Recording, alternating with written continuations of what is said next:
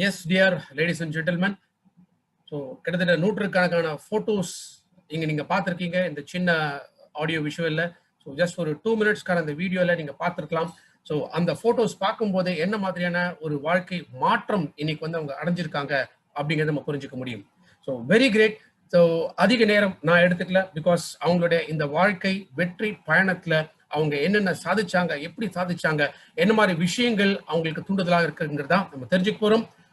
So join me to welcome, in fact, பெண்கள்ல south இந்தியால first luxury car Mercedes Benz achieve பண்ணதும் இவங்க தான். ஸோ அந்த வெற்றி அவங்க அடைஞ்சிருக்காங்க. So join me to welcome double crown director Mrs Victoria Michael to start the session. We welcome you, madam. Wishing you all the success. Thank you, sir. Thank you.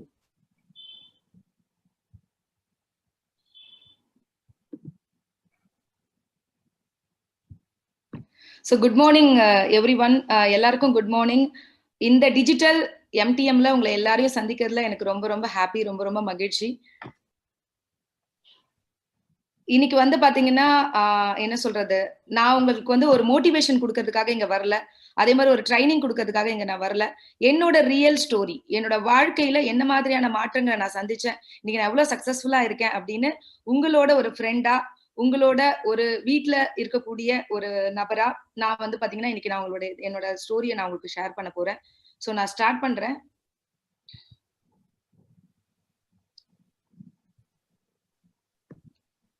So meet the millionaire. நான் வந்து வாழ்க்கையில வந்து பாத்தீங்கன்னா இந்த journey தொடங்குறது, Vestige அப்படின்ற ஒரு ஜேர்னியை வந்து பாத்தீங்கன்னா ரொம்ப சக்சஸ்ஃபுல்லா இன்னைக்கு போயிட்டு இருக்கேன். ஸோ ஃப்ரெண்ட்ஸ், நான் என்னோட சக்சஸ் ஸ்டோரி சொல்றதுக்கு முன்னாடி உங்க எல்லாருக்கிட்டையும் ஒரு சின்ன கதையோட ஸ்டார்ட் பண்ணலாம்னு நான் நினைக்கிறேன். ஒரு குழந்தை ஒரு அம்மாவோட ஒரு சூப்பர் மார்க்கெட்டுக்கு பாத்தீங்கன்னா பர்ச்சேஸ் பண்றதுக்காக போனாங்களா அம்மாவோட. அந்த சூப்பர் மார்க்கெட் ஓனர் அந்த குழந்தைய வாட்ச் பண்ணிட்டே இருந்தாரு. அந்த குழந்தை ரொம்ப சமத்தா இருந்தது. அவங்க அம்மா கிட்ட ரொம்ப சமத்தா நடந்துச்சு, அந்த இடத்துல ரொம்ப அமைதியா இருந்துச்சு. இதெல்லாம் அந்த ஓனர் பாத்துக்கிட்டே இருந்தாராம். உடனே பாத்துட்டே இருந்த அந்த ஓனர் என்ன கேட்டாரா அந்த குழந்தைகிட்ட, இங்க வாடா கண்ணா அப்படின்னு சொல்லி கூப்பிட்டுட்டு அந்த குழந்தைகிட்ட சொன்னாரா, இந்த பாட்டில் ஃபுல்லா சாக்லேட் வச்சுட்டு அந்த பாட்டில காமிச்சு இந்த சாக்லேட் எடுத்துக்கூடா கண்ணா அப்படின்னு சொன்னாராம். உடனே அந்த குழந்தை இல்ல எடுத்துக்கல, போயிடுச்சான். சோ திருப்பி அந்த குழந்தை ரொம்ப சமத்தா இருக்கும் போது திருப்பி அந்த குழந்தை பில் போட வந்தப்போ திருப்பி அந்த பாக்ஸ் எடுத்து நீட்டி இதுல இருக்க சாக்லேட் எடுத்துக்குவேன் அப்படின்னு சொன்னாராம். அந்த குழந்தை எடுத்துக்கலையா. உடனே அவர் என்ன பண்ணாரா, அந்த டப்பால இருந்து அவர் கை நிறைய சாக்லேட் எடுத்து அந்த குழந்தைகிட்ட கொடுத்த உடனே அந்த குழந்தை இந்த 2 கைகளாலையும் அந்த சாக்லேட் வாங்கிக்கிச்சான். உடனே வெளியில வந்ததுக்கு அப்புறமா அவங்க அம்மா கூப்பிட்டு கேட்டாங்களாம், என்னடா கண்ணா உனக்கு ஃபர்ஸ்ட் டைம் வந்து பாத்தீங்கன்னா பாட்டில்ல சாக்லேட் கொடுத்தாங்க, நீ வாங்கிக்கல. செகண்ட் டைமும் சாக்லேட் கொடுத்தாங்க, நீ வாங்கிக்கல. எதுக்கு அவரு எடுத்து கொடுத்தோன்னு வாங்கிக்கிட்டியே அப்படின்னு சொல்லிட்டு அந்த குழந்தைகிட்ட கேட்டாங்களாம். உடனே அந்த குழந்தை ஒரு பதில் சொல்லிச்சான், என் குட்டி கைகளால நான் எடுத்திருந்தா நான் கொஞ்சம் சாக்லேட் தான் எடுத்திருக்க முடியும், அவங்க பெரிய கைகளால கொடுத்தாங்க, அதனால எனக்கு நிறைய சாக்லேட் கிடைச்சிருக்கு அப்படின்னு சொல்லிச்சான். ஃப்ரெண்ட்ஸ், நம்ம வாழ்க்கையும் அப்படித்தான். இந்த சூப்பர் மார்க்கெட் ஓனர் யாரு? நமக்கு மேல இருக்கக்கூடிய கடவுள். இவங்க கை நிறைய விஷயங்களை எடுத்து கொடுக்கறதுக்கு நமக்கு தயாரா இருக்காங்க, மிகப்பெரிய கைகளால. நம்ம எல்லாமே நம்மளுக்கு இவ்வளவுதான் அப்படின்னு நினைக்காம நம்ம 2 கைகளாலையும் இன்னைக்கு வாங்கறதுக்கு தயாரா இருந்தா நமக்கான நிறைய பிளஸிங் நமக்காக காத்துட்டு இருக்கு. சோ இந்த உலகத்துல என்ன கொடுத்த அப்பா அம்மாவுக்கு முன்னாடி நான் போகையிலும் வரையிலும் என்னோட முன்னாடியும் பின்னாடியும் என்னோட வலப்பக்கமும் இடப்பக்கமும் எல்லா பக்கமும் எனக்கு துணையா இருந்து இன்னைக்கு வரைக்கும் நான் எடுக்கிற அத்தனை காரியங்களிலும் எனக்கு சக்சஸ் மட்டுமே கொடுத்துட்டு இருக்க என்னோட டாடி ஜீசஸ்க்கு நான் ஃபர்ஸ்ட் ஆஃப் ஆல் வந்து பாத்தீங்கன்னா சிரம் தாழ்ந்து தேங்க்ஸ் சொல்றேன். ஏன்னா கருவுல நான் உருவாகிறதுக்கு முன்னாடியே என்னை தேர்ந்தெடுத்தவருங்க அப்படின்னு சொல்லுவாங்க பைபிள்ல.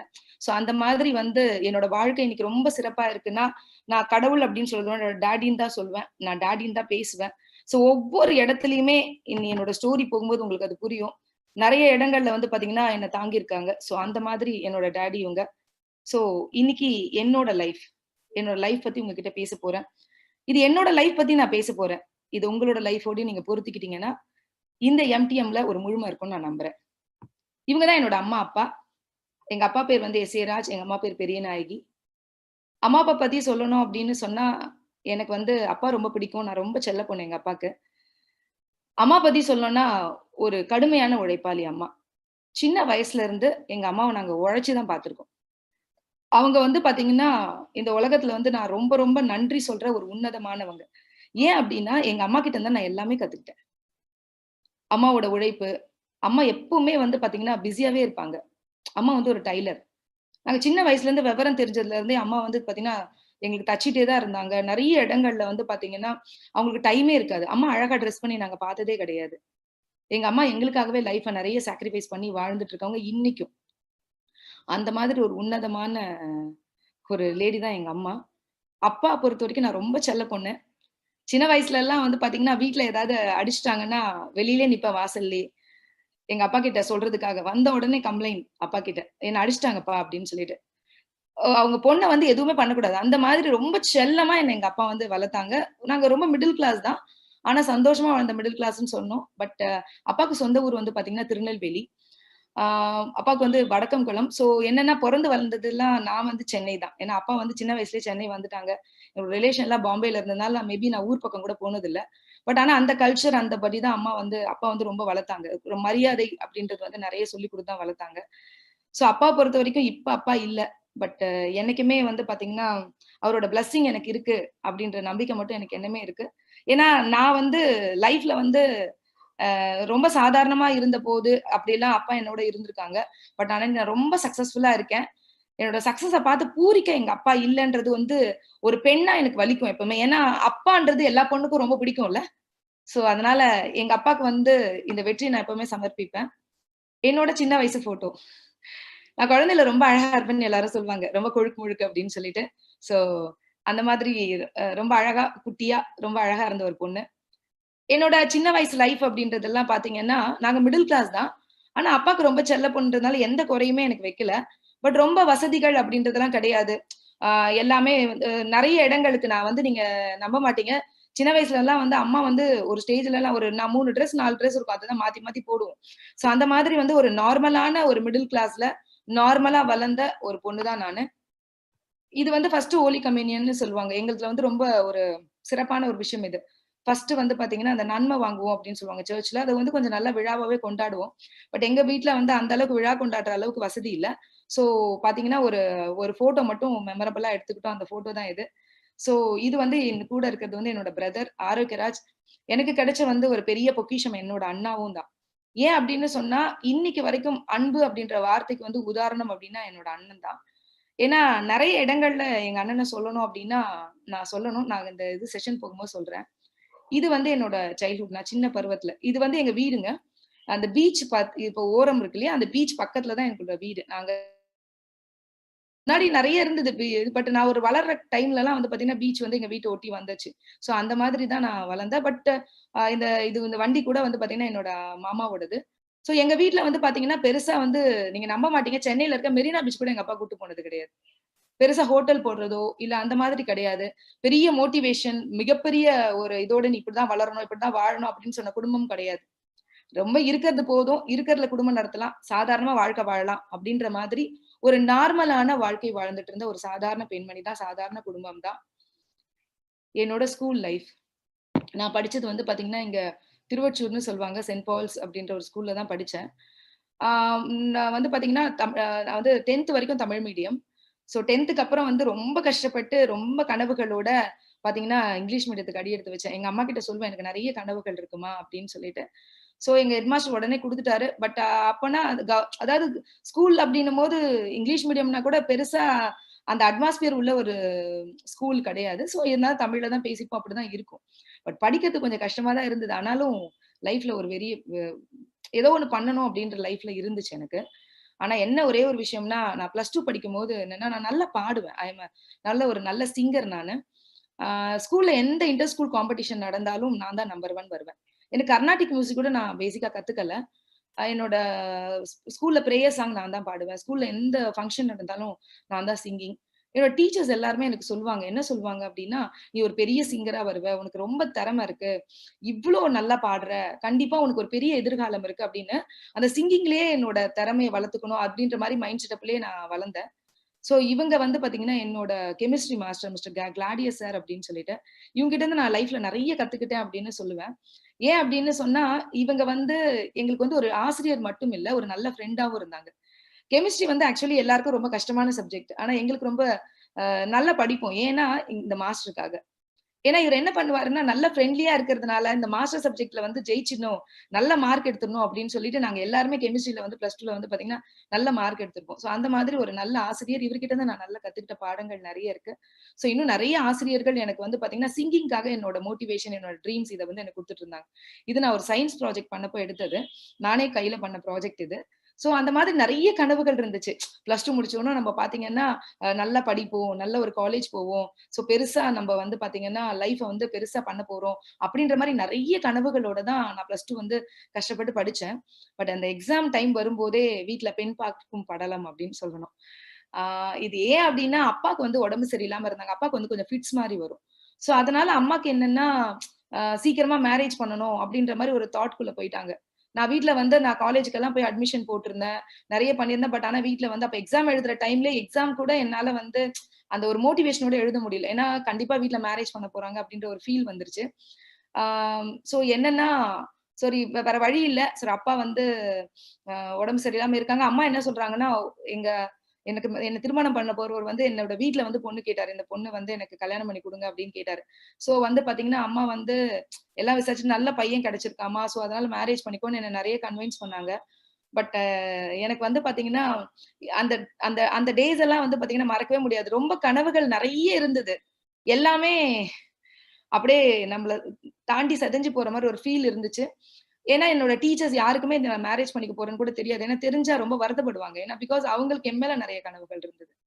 ஸோ அந்த கனவுகள் என்ன சொல்றது? என்கேஜ்மென்ட்.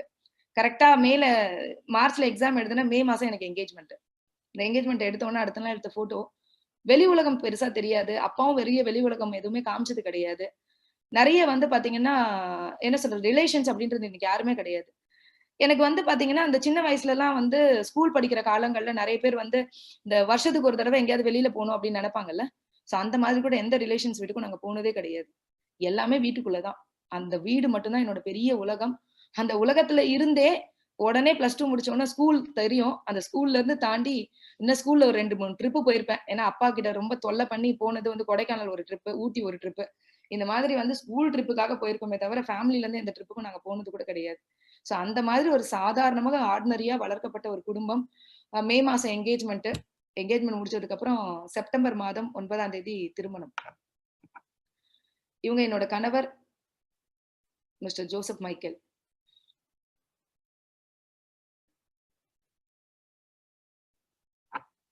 சோ திருமணத்த பத்தி சொல்லணும் அப்படின்னு சொன்னா, எங்க மாமியார் வீடு வந்து பெரிய ஃபேமிலி. ஒரு 13 பேரு வீட்ல. நான் வந்து ரொம்ப செல்லமா வளர்ந்த பொண்ணு. எங்க வீட்ல மிடில் கிளாஸ் தான். ஆனா வந்து பாத்தீங்கன்னா, கஷ்டம்லாம் அந்த அளவுக்கெல்லாம் ஒண்ணும் பெருசா தெரியாது. ஆ இருக்கும். அது ஒரு ஆடம்பரமான வாழ்க்கை எதுவும் கிடையாது. ஆனா வந்து அ அத்தியாவசியமான விஷயங்களுக்கு எதுக்கும் நாங்க கஷ்டப்பட்டதில்ல. அந்த அளவுக்கு தான் அம்மாவோட திறமை. ஏன்னா அப்பா வந்து பாத்தீங்கன்னா, ஒரு கம்பெனில சாதாரணமா ஒரு கூலி தொழிலாளி தான். அம்மா வந்து அம்மாவோட திறமையில தான். அம்மா வந்து பாத்தீங்கன்னா, வீட்லயே சீட்டு பிடிப்பாங்க. ஏதோ ஒண்ணு பண்ணிக்கிட்டே இருப்பாங்க. அம்மாவோட திறமை தான் நாங்க வந்து இந்த அளவுக்கு இருக்கிறதுக்கு காரணம். சோ அந்த மாரி இருந்ததால அம்மா வந்து கொஞ்சம் நிறைவா அப்படி கல்யாணம் பண்ணாங்க.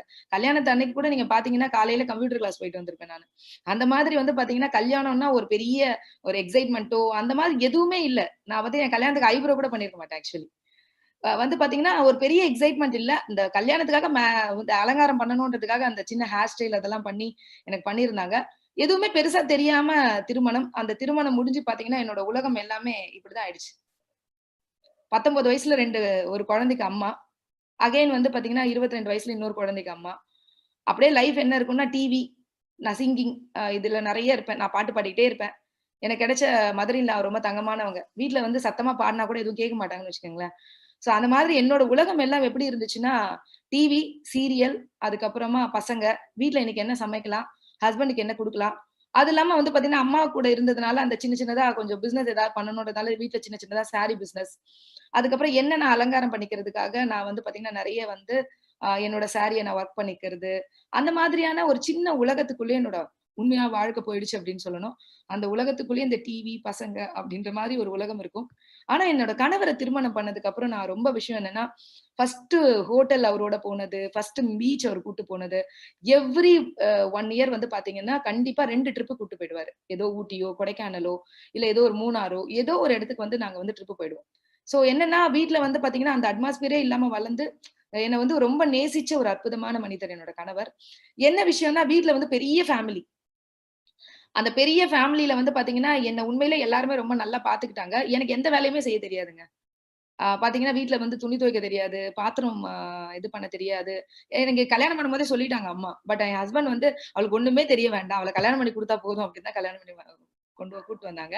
சோ வீட்ல வந்து என் கூட இருந்த கூடியவங்க நெறைய பொறுப்புகள் இருந்தது. ஏன்னா எனக்கு மேல வந்து என் ஹஸ்பண்டுக்கு மேல 2 அக்கா இருந்தாங்க. சோ அவங்களுக்கு மேரேஜ் பண்ண வேண்டியது இருந்தது. வீட்ல வந்து பாத்தீங்கன்னா, நெறைய பொறுப்புகள். என் கணவர் தான் வீட்லயே வந்து நான் அதிகமா சம்பாதிக்கிறவங்க. சோ வந்து பாத்தீங்கன்னா, அப்ப அவங்களுக்கு வந்து பொறுப்புகள் அதிகம். சோ அப்ப என்னன்னா, நானும் அந்த பொறுப்புகளுக்குள்ள தள்ளப்பட்டேன். சோ வீட்ல இருக்கவங்க எல்லாருக்கும் நெறைய விஷயங்கள் செய்யணும் அப்டின்றது. சோ கஷ்டம் அப்டின்றது வந்து கல்யாணத்துக்கு அப்புறம் எனக்கு தெரியவே தெரியாது. அந்த அளவுக்கு தான் என்னோட ஹஸ்பண்ட் வந்து என்ன பாத்துக்கிட்டாங்க. ஆனா வீட்ல சுத்தி இருக்கவங்க எல்லாம் கஷ்டப்படும்போது, அவங்களுக்கு என்ன செய்யலாம்? அவங்களுக்கு என்ன பண்ணலாம்? அப்டின்ற மாதிரி எங்களுக்கு வரும்போது, இவங்க தான் வீட்டுக்கு வந்து ஆக்சுவலி எங்க ஹஸ்பண்ட் வந்து 11வது பையன் எங்க வீட்டுக்கு. ஆனா முதல் பையன் மாதிரி எல்லா பொறுப்புகளுமே பாத்தீங்கன்னா, அவங்களோட தான் இருந்தது. ஆனா என்ன ஒரு கெத்து தெரியுங்களா விக்டோரியாக்கு? மைக்கேலோட வைஃப் அப்படின்னு சொல்றது. ஏன்னா வீட்ல எல்லாருக்கும் சமைக்கும்போது மைக்கேலுக்கு ஸ்பெஷலா இருக்கும். சோ விக்டோரியாக்கும் ஸ்பெஷல் அப்ப. அப்ப எல்லாத்துலயுமே விக்டோரியா அப்படின்னு சொன்னா யாருமே எதுவுமே சொல்ல மாட்டாங்க. ஏன்னா மைக்கேலோட வைஃப் அப்படின்றதுனால. சோ அந்த ஒரு கர்வம், அந்த ஒரு இதே ஒரு உலகம். இந்த உலகத்துக்குள்ள தான் என்னோட சின்ன சின்ன வாழ்க்கை இப்படியே எனக்கு போயிட்டு இருந்துச்சு. அந்த மாரி வாழ்க்கை போயிட்டு இருந்தபோது தான் என்னோட பெரிய பையன் வந்து பாத்தீங்கன்னா பாத்தீங்கன்னா நல்லா நல்லா கீபோர்ட்லாம் பண்ணுவான். சோ அதுக்கப்புறம் சின்ன பையன் வந்து நல்லா சிங் பண்ணுவான். பாடுவான். சோ அவன் வந்து ஒரு எல்கேஜி படிக்கும்போதே வந்து பாத்தீங்கன்னா, நல்லா பாடுவான். சோ அவன வந்து பாத்தீங்கன்னா, பாடுறதுக்காக வந்து மியூசிக் கிளாஸ்க்காக கொண்டு போக ஆரம்பிச்சேன். சோ அந்த மியூசிக் கிளாஸ்க்கு கொண்டு போகும்போது, ஒரு ஜீவா மாஸ்டர்ன்னு ஒருத்தர் இருப்பாரு. அவரு வந்து பாத்தீங்கன்னா, இவனுக்கு சொல்லிக் குடுக்கும்போது நான் கூடவே உட்காருவேன். எனக்கு என்ன பாட்டுல ரொம்ப அதிகமா ஆர்வம் இருந்தனால, அது திரும்பி தூண்டப்பட்டுச்சு எனக்கு. சோ அவனோடயே உட்காருவேன். உட்காரும்போது, அவன் பாடும்போதெல்லாம் அவனுக்கு எங்கேயாவது தப்பு இருந்தா நான் சொல்லிக் குடுப்பேன். அதெல்லாம் நான் கத்துப்பேன் அவர்கிட்ட கூட உட்கார்ந்து. அப்ப நான் பாடுறத கேட்டு அவரு என்ன சொன்னாருன்னா, ஒரு ஸ்டேஜ்ல, "அ என்னம்மா இவ்ளோ நல்லா பாடுற? 8 கட்டையில பாடுவேன்னு" சொல்லுவாங்க. அந்த அளவுக்கு நல்லா பாடுவேன் நானு. கேள்வி ஞானம் தான். எனக்கு எதுவுமே ப்ரொஃபஷனலா தெரியாது. ஒரு கேள்வி ஞானத்துல தான் நான் வந்து இத பண்ணிட்டு இருந்தேன். சோ அப்ப அது எனக்கு என்ன புரிஞ்சுதுன்னா, ஓகே. அப்புறம் அவரு சொல்லிட்டே இருப்பாரு. சொல்லவும் ரொம்ப சந்தோஷமா இருக்கும். அப்ப அவரு என்ன சொல்றாரு, "நீ ப்ரொஃபஷனலா கத்துக்கோ. நான் உனக்கு கத்து தரேன்" அப்படின்னு சொல்லிட்டு, ஒரு 300 பாடல்கள் வந்து பாத்தீங்கன்னா, நான் வந்து ப்ரொஃபஷனலா கத்துக்கிட்டேன். சோ அதுக்கப்புறமா வந்து வெளிலலாம் போயிட்டு பாடல. ஆனா எனக்கு ரொம்ப ஆர்வம் இருந்ததுனால சிங்கிங்ல நல்லா கத்துக்கிட்டேன். அதுக்கப்புறம் எப்பயாவது ஒரு மேரேஜ் அந்த மாதிரி ஏதாவது முக்கியமான விழாக்களுக்கு கூப்பிடுவாரு. நான் ரொம்ப ரொம்ப பர்மிஷன் வாங்கிட்டு வீட்ல போயிட்டு பாடுவேன். ரொம்ப அட்மையர் ஆவாங்க. இதெல்லாம் கேட்கும்போது எனக்கு ரொம்ப சந்தோஷமா இருக்கும். சோ அந்த மாரி டைம்ல தான் இந்த டிவி சேனல்ஸ்லலாம் வந்து பாத்தீங்கன்னா, இந்த சிங்கிங் இதெல்லாம் வந்த டைம் அப்ப. அப்பல்லாம் எனக்கு என்ன தோணும்னா, அப்ப நம்ம கூட பெரிய சிங்கர் ஆயிடுவோம். எனக்கு கனவெல்லாம் பயங்கரமா இருக்குங்க, சின்ன வயசுலயே. பயங்கரமா பெருசு பெருசா பெரிய சிங்கர் ஆயிடுவோம். நம்மளுக்கு சுத்தி இவ்வளோ பேர் இருப்பாங்க. இந்த மாதிரி ஒரு அட்மாஸ்பியர்ல நம்ம இருப்போம். அப்படின்னுட்டு நெறைய கனவுகள் மட்டுமே சின்ன வயசுல இருந்து நெறைய கனவுகள் மைண்டுக்குள்ள இருந்துகிட்டே இருக்கும். ஆனா, என் உலகம் குட்டி உலகம். இத தாண்டி நான் வெளியில வரல அப்படின்னு புரியாத ஒரு வாழ்க்கையில நான் வாழ்ந்துட்டு இருந்தேன். இந்த உலகத்துல இருந்து என்னோட ஒரு பெரிய உலகத்துக்கு நான் போக போறேன் அப்படின்னு தெரியாமயே, இந்த உலகத்துக்குள்ள அடியெடுத்து வச்சேன். 28ஆம் தேதி ஆகஸ்ட் 2010 பாத்தீங்கன்னா, இந்த உலகத்துக்குள்ள நான் போனேன். ஆக்சுவலி லாக்டவுன் இல்லையா? நான் வந்து பாத்தீங்கன்னா, ஒரு 2 டேஸ் பேக் வந்து ஒரு பைக் வாங்குனேன். ₹1,00,000. ஸோ Yamahaல வந்து பாத்தீங்கன்னா, ஃபேசினோ. ₹1,00,000 குடுத்து தான் உடனே வாங்குனேன். இன்னைக்கு நான் அந்த வண்டி நம்பர் கூட நான் பாக்கல. ஆக்சுவலி வீட்ல இருந்து தான் கொண்டு வந்தாங்க. ஏன்னா, சும்மா லோக்கல்ல போறதுக்கு கூட எப்பவுமே கஷ்டம். ஏன்னா ரொம்ப நாளா நான் டூ வீலர் ஓட்டவே இல்ல. அதனால. இன்னைக்கு அந்த நம்பர பார்த்தோனே மனசு சந்தோஷமா இருந்துச்சு. ஏன்னா அதோட நம்பர் 2808. என்னோட வெஸ்டீஜோட ஜாயினிங் டேட். என்னோட பர்த்டேவும் 28 தான். வெஸ்டீஜோட ஜாயினிங் டேட்டும் 28 தான். ஸோ 28, 28ன்றது வந்து எனக்கு எப்பவுமே மெமரபிள். அதனால 28 ஆகஸ்ட் 2010 இந்த உலகத்துக்குள்ள அடியெடுத்து வச்சேன். இது இந்த உலகம் என்ன இவ்ளோ பெரிய இடத்துக்குள்ள கொண்டு போகும்னு தெரியாமயே. நான் இந்த இடத்துல ஒரு பெரிய தேங்க்ஸ் சொல்றேன். என்னோட ஸ்பான்சர் ஜெயாக்கு. யார் இந்த ஜெயான்னா என்னோட ரொம்ப ஃப்ரெண்டுங்க. ஆக்சுவலி இவள பத்தி சொல்லணும்னா, அவ வந்து பாத்தீங்கன்னா விடோ இயர். விடோவா இருந்து ஒருத்தர் வந்து அவள மேரேஜ் பண்ணிக்கிட்டாங்க. அப்ப மேரேஜ் பண்ண டைம் அவளுக்கு 2 பொண்ணு இருந்தது. அதோடயே அவங்க மேரேஜ் பண்ணிக்கிட்டாங்க. அப்ப வந்து இந்த பிசினஸ் ஆரம்பிக்கும்போது அவ வந்து பாத்தீங்கன்னா, ஜஸ்ட் வந்து பாத்தீங்கன்னா, அந்த இன்னொரு மேரேஜ் பண்ணல பிரெக்னன்ட்டா இருந்தா. அப்ப வந்து அவ என்கிட்ட கேட்டுக்கிட்டது ஒரே ஒரு விஷயம் தான். எனக்கு நெட்வொர்க் மார்க்கெட்டிங்கே வேண்டாம் அப்படின்ற மாரியான தாட் ப்ராசஸ்ல இருந்த ஃபேமிலி. ஏன்னா ஏற்கனவே என்னோட ஹஸ்பண்ட் வந்து ஒரு நெட்வொர்க் மார்க்கெட்டிங்ல வந்து பாத்தீங்கன்னா, இந்த ஒரு கோல்டு காயின் பிசினஸ்ல ஜாயின் பண்ணி நெறைய லாஸ் ஆயிருந்தோம். சோ அதனால வந்து பாத்தீங்கன்னா, நெட்வொர்க் மார்க்கெட்டிங் அப்டின்னாலே வீட்டுக்குள்ள யாரையும் சேர்க்கக்கூடாது, யாரும் வரக்கூடாது அப்டின்ற மாரி ரொம்ப ரெஸ்ட்ரிக்டட் இருந்தது. சோ அப்ப வந்து இந்த ஜெயா வந்து எனக்கு இந்த பிசினஸ் சொல்லும்போது, நான் ஒரே ஒரு வார்த்த தான் சொன்னேன். "ஜெயா, நான் பிசினஸ்லாம் பண்ணல. உனக்காக வேணா நான் ப்ராடக்ட்ஸ் வாங்கிக்கிறேன் அப்படின்னு சொன்னேன். உடனே அவ சொன்னா, இல்ல விக்டோரியா, நீ வந்து எனக்காக ப்ராடக்ட்ஸ் வாங்கிக்கோ, பரவாயில்ல, எனக்கு 2 பொம்பளை பிள்ளைங்க இருக்கு. சோ அவங்களுக்காக நீ ஏதோ செய்யணும்னு நினைச்சு நீ ஜஸ்ட் ஜாயின் மட்டும் பண்ணு, உன்னோட ஃப்ரெண்ட்ஸுக்கு மட்டும் சொல்லு. நான் வந்து பாத்தீங்கன்னா உன்னை பிசினஸ் பண்ண சொல்லி கண்டிப்பா நான் வந்து புஷ் பண்ண மாட்டேன். சோ அவ்வளவு கண்டிஷனோட நான் பாத்தீங்கன்னா எனக்கு இந்த பிசினஸ் கொடுத்தா. நான் நிறைய பேர் நம்ம நினைக்கிறது என்ன தெரியுமாங்க, we are a giver not a beggar. அவளுக்கு நான் தான் 1000 ரூபாய் கொடுத்தேன்னு நினைச்சேன். அவதாங்க எனக்கு கொடுத்திருக்கா. இங்க எல்லாருமே குடுக்கதான் வந்திருக்கோம். முதல்ல அந்த கௌரவத்தோட இந்த பிசினஸ் பண்ணுங்க எல்லாருமே. ஜெயா எனக்கு இந்த பிசினஸ் குடுத்திருக்கா. அதனாலதான் ஒவ்வொரு நாளும் அவளுக்கு நான் தேங்க்ஸ் சொல்றேன். ஒருவேளை அவ மட்டும் வராம இருந்திருந்தா இந்த பிசினஸ்ல நான் வந்திருக்க வாய்ப்பே கிடையாது. கடவுளோட தூதுவர் அப்படின்னு சொல்லுவாங்கல்ல, அந்த மாதிரி என் வாழ்க்கையில வந்த ஒரு தூதுவல் தான் இந்த ஜெயா. இவங்கதான் 4 பேரும் தான் என்னோட great appliances. Mister Mohandas sir ஃபர்ஸ்ட்ல இருக்கவங்க, செகண்ட் இருக்கவங்க மிஸ்டர் அருணாச்சலம் சார், 3வது இருக்கவங்க மிஸ்டர் MHLK லட்சுமிகுமரன் சார், 4வது இருக்கவங்க மிஸ்டர் சாய் கண்ணா சார். இந்த பிசினஸ் எடுக்கும் போது வந்து பாத்தீங்கன்னா முதல்ல லட்சுமிகுமரன் சாரோட பிரசன்டேஷன்ல தான் போய் உட்கார்ந்தேன். எல்லாம் கேட்டேன். அவர் என்ன பேசினாரு என் காது கேட்கவே இல்லை. எல்லாம் கேட்டு ஓகே ஜெயாக்காக ஒரு 1000 ரூபாய் கொடுப்போம் அப்படின்னு கொடுத்துட்டு வந்தாச்சு. கொடுத்துட்டு வந்துட்டேன். கொடுத்துட்டு வந்ததுக்கு அப்புறமா என்னன்னா, அவ ப்ராடக்ட்ஸ் எல்லாம் வாங்கிட்டு வந்து கொடுத்தா நிறைய. இந்த ப்ராடக்ட்ஸ்ல பாத்தீங்கன்னா ஒரு டீ பாக்கெட் இருந்துச்சு. நான் இந்த இடத்துல இதை சொல்லியே ஆகணும். இந்த டீ பாக்கெட்டை பார்த்த உடனே இதுக்கு முன்னாடி ஒரு ஃப்ரெண்டு வந்து இந்த டீ பாக்கெட்டை எனக்கு ஒரு 6 மாசமா கொடுத்துக்கிட்டு இருக்கா. டீ நல்லா இருக்கு, நாங்களும் குடிச்சிட்டு இருக்கோம். அந்த ஜெயா வந்து கொண்டு வந்து கொடுத்தோன்னு அந்த பாக்கெட் எல்லாம் பார்த்தோன்னு நான் கேட்கிறேன், இந்த டீ பாக்கெட் நான் ஆல்ரெடி யூஸ் பண்ணிட்டு இருக்கேன், ரொம்ப நல்லா இருக்கும் அப்படின்னு உடனே அந்த ஃப்ரெண்டுக்கு நான் ஃபோன் பண்ணி கேட்கிறேன், இந்த மாதிரி டீ பாக்கெட் வந்து நீ கொடுத்தியே, அந்த ஒரு ஃப்ரெண்டு வந்து ஒரு பிசினஸ்ல என்ன ஜாயின் பண்ண சொன்னா, அதுல அந்த டீ பாக்கெட் வந்து நீ ஜாயின் பண்ணிட்டியா அப்படின்னு கேட்டா. ஃப்ரெண்ட்ஸ், நிறைய பேரு இந்த பிசினஸ் இப்படிதான் பண்ணிட்டு இருக்கோம். நம்ம கிடைக்கிற 10 ரூபாய் 20 ரூபாய் இதுக்காக இந்த பிசினஸ் வந்து பாத்தீங்கன்னா நிறைய பேருக்கு வந்து பாத்தீங்கன்னா சொல்லிட்டு இருக்கோம் sales. I am not a saleswoman, I am a businesswoman எப்பவுமே சொல்வேன். இங்க வந்திருக்க எல்லாருமே இதை புரிஞ்சுக்கங்க. நீங்க பிசினஸ் மேன், பிசினஸ் உமன். நீங்க ஒருத்தர்கிட்ட கிடைக்கிற 10 ரூபாய் 20 ரூபாய்க்காக இந்த பிசினஸ் பண்ணாதீங்க. ஒரு 100 கோடி ரூபாய் பிசினஸ்ல போடுறவரு நாளைக்கு என்னன்னு தான் யோசிக்கிறாரு. சேல்ஸ்மேன் மட்டும் தான் இன்னைக்கு என்னன்னு யோசிக்கிறோம். நம்ம சேல்ஸ்மேனா இருக்க வேண்டாம். நம்ம பணம் போடாத பிசினஸ் மேன் யோசிங்க. சோ நான் அந்த நேரத்துல ஒரே ஒரு விஷயம் தான் புரிஞ்சுக்கிட்டேன். என்னன்னா, என்ன 10 ரூபாய் 20 ரூபாய்க்கு என் ஃப்ரெண்ட் எடை போட்டுட்டால, அவ்வளவுதான் எனக்கு லாபம் கிடைச்சது. ஆனா நான் எத்தனை கோடிக்கு சமம் அன்னைக்கு அவ புரிஞ்சிருந்தாலும் அவ தான் எனக்கு ஆப்பர்ச்சுனிட்டி கொடுத்திருப்பா. பட் அவ ஆப்பர்ச்சுனிட்டி கொடுக்கல. இன்னொரு ஃப்ரெண்ட் ஆப்பர்ச்சுனிட்டி கொடுத்தாங்க. சோ நிறைய நாட்கள் வந்து பாத்தீங்கன்னா ரொம்ப தொல்லை பண்ணி வீட்டுல ஒரு ஹோம் மீட்டிங் வைடி அப்படின்லாம் சொல்லுவா ஜெயா. சரின்னு சொல்லிட்டு தொல்லை தாங்க முடியலையே அப்படின்னு வீட்டுல ஒரு ஹோம் மீட்டிங் வைப்பேன். ஹோம் மீட்டிங் வைக்கும் போது பாத்தீங்கன்னா என் ஃப்ரெண்ட்ஸ் எல்லாம் வருவாங்க. இந்த ஃப்ரெண்ட்ஸ் கிட்ட எல்லாம் என்ன தெரியுமா சொல்வேன், வாங்க, லட்சுமிகுமரன் சார்னு ஒரு சார் வருவாரு, மோகன் சார்னு ஒரு சார் வருவாரு, பிரசன்டேஷன் கொடுப்பாங்க, நல்லா கேட்டுக்கங்க. கேட்டுட்டு பிசினஸ்ல ஜாயின் பண்றேன்னு எவ்வளவு வாயை திறந்தீங்கன்னா அவ்வளவுதான். ஏன்னா பிசினஸ்லாம் நம்ம பண்ணக்கூடாது, வீட்டுக்கு மட்டும் தான் பொருள் வாங்கிக்கணும். நாளைக்கு அதுக்கப்புறம் பிசினஸ்ல ஏதாவது பிரச்சனை அப்படின்னு என்கிட்ட வந்து சொன்னீங்கன்னா நான் பொறுப்பு இல்லப்பா, இப்படி சொல்லிதான் ஹோம் மீட்டிங்கே உட்கார வைப்பேன். அப்ப எந்த அளவுக்கு நெட்வொர்க் மார்க்கெட்டிங் மேல ஒரு இது இருக்கு, தாக்கம் இருந்திருக்கு அப்படின்னு. ஏன்னா இதெல்லாம் நமக்கு வேண்டவே வேண்டாம், நம்ம குடும்பத்துக்கு ஆகவே ஆகாது அப்படின்னு. எனக்கு வந்து பாத்தீங்கன்னா லட்சுமிகுமரன் சார் போன் பண்ணி கேட்பாரு, இந்த மாதிரி ஒரு மீட்டிங் இருக்கு, ஒரு ட்ரைனிங் இருக்கு, வாங்கின சார். எங்க குடும்பத்துக்கு இந்த கல்ச்சர் எல்லாம் ஆகாது சார், இந்த மீட்டிங் ட்ரைனிங் இதெல்லாம் பேசவே பேசாதீங்க. நான் ஜாயின் பண்ணிருக்கேன், ப்ராடக்ட் வாங்குறேன், என் ஃப்ரெண்ட்ஸ் எல்லாம் வாங்குறாங்க, அவ்வளவுதான். அதுக்கு மேல இந்த மீட்டிங் ட்ரைனிங் இதுக்கெல்லாம் நீங்க கூப்பிடவே கூடாது, கூப்பிடாதீங்க. எங்க ஃபேமிலில எல்லாம் அதெல்லாம் அனுப்ப மாட்டாங்க. இப்படிதான் நான் எப்பவுமே ரீசன் சொல்லிட்டே இருப்பேன். இந்த ரீசன் சொல்லிக்கிட்டே இருப்பேன். இப்படியேதான் நான் பண்ணிட்டே இருந்தேன். இந்த நடுவுல நிக்கிற செகண்ட்ல நிக்கிற மிஸ்டர் அருணாச்சலம் சார், இவரை பத்தி நான் நிறைய சொல்லணும். ஏன்னா உண்மையிலே சொல்றேன், என் வாழ்க்கையில எனக்கு கிடைச்ச ஒரு அற்புதமான ஒரு பிரதர், ஒரு அற்புதமான கிரேட் அப்ளைன், நான் மனசார சொல்லக்கூடிய ஒரு அற்புதமான மனிதர். ஏன்னா நான் ஃபர்ஸ்ட் மந்த் இந்த பிசினஸ் ஸ்டார்ட் பண்ணும்போது 20 ரூபாய் என்னோட இன்கம். இந்த 20 ரூபாய் பார்க்கும்போது எனக்கு ஹாப்பியாலாம் இல்ல. என்னடா இதெல்லாம் ஒரு பிசினஸா அப்படின்னு கூட தோணுச்சு. என் ஃப்ரெண்டு கிட்ட வேற ஃபோன் பண்ணி கிண்டல் பண்ணேன், இது என்னடி ஒரு பிசினஸ் நீ வேற சொல்லிட்டு இருக்க, 20 ரூபா வந்திருக்கு, ஒரு பெரிய பணமா அப்படின்னு. ஒரு கேள்வி கேட்டான் என்கிட்ட, என்ன தெரியுமா, விக்டோரியா அவங்க ஹஸ்பண்ட் பெரிய பிசினஸ் மேன் தான், 10 லட்ச ரூபாய் பிசினஸ்ல போட்டாலும் முதல் மாசம் காசு வருமான்னு கேட்டான். வராதுல்ல ஃப்ரெண்ட்ஸ், நீ 10 பைசா கூட போடல இல்லையே அப்படின்னு. நான் இன்னொரு கேள்வி விட அதிபுத்திசாலித்தனமா கேட்டேன். நான் தான் என் வீட்டுக்கு வந்து 1000 ரூபாய்க்கு பொருள் ஒரு 600 ரூபாய் 700 ரூபாய்க்கு வாங்கியிருந்தேன், 700 ரூபாய்க்கு பொருள் வாங்கியிருக்கேன்ல அப்படின்னு நான் சொன்னேன். உடனே அவ சொன்னா, ஏண்டி இத்தனை வருஷமா எத்தனை ஜென்ரேஷனா வீட்டுக்கு வாங்கிட்டு இருக்கியா, யாராவது அக்கௌண்ட் ஓபன் பண்ணி 20 ரூபாய் கொடுத்தாங்களான்னு கேட்டா. இந்த கேள்வி அன்னைக்கு எனக்கு புரியல, இன்னைக்கு நீங்க சிந்திக்கிற ஒரு கேள்வியா இருக்கும் ஃப்ரெண்ட்ஸ். நம்ம பாக்குற பார்வை என்னன்னா, நிறைய பணத்தை பார்த்துதான் மோட்டிவேட் ஆகிறோம்.